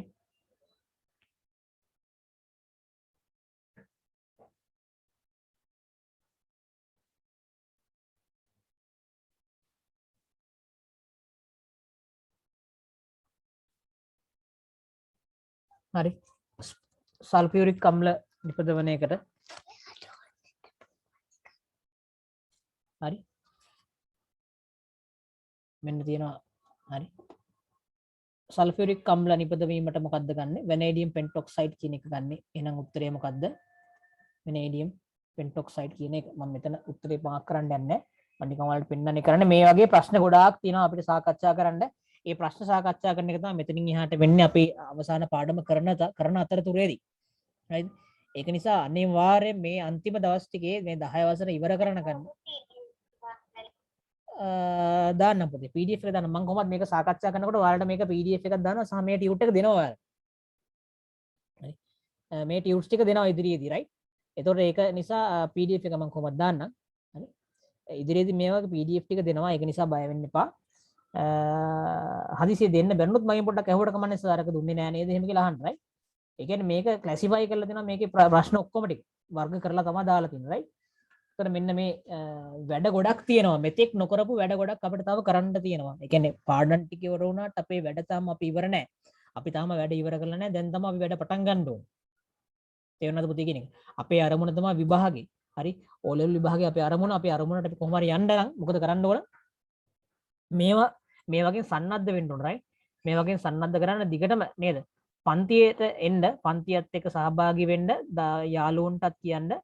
මොකද මේකට සහභාගී වුණොත් තමයි ඔයාලට ප්‍රතිඵලය ගන්න පුළුවන්. එක දවසක්වත් කට් කරන්න එපා. හරි. එතකොට මේ වගකීමක් ඇතුව මේ දේවල් කරනකොට ඒවට ඔයාලා සහභාගී වුණත් ඔයාලට ප්‍රතිඵලය තියෙයි දරුවනේ. හරි. එහෙනම් අදට මම පන්තිය නිමා කරනවා. මම මේ වීඩියෝ එක අද දවස් අප්ලෝඩ් කරනවා වීඩියෝ මේ සාකච්ඡාව. ඒතර ඔබට නැවත සැරයක් බලන්න පුළුවන් මම අර බහුවර්ණ ප්‍රශ්න වලට දුන්න නිර්වචන ටික එහෙම බලන්න පුළුවන් නැවත සැරයක් පුතේ. හරි. නැවත සැරයක් බලන්න පුළුවන්. ඔයාලට මම දුන්න නිර්වචන ටික. හරි. සහ ඒ වගේ සාකච්ඡා කරපු සාකච්ඡාවකින් ආරම්භන්න පුළුවන් කමක් තියෙනවා. එහෙනම් අපි අදට පුතේ පන්තිය නිමා කරමු. එහෙනම් හැමෝටම සුබ දවසක් වේවා දරුවනේ.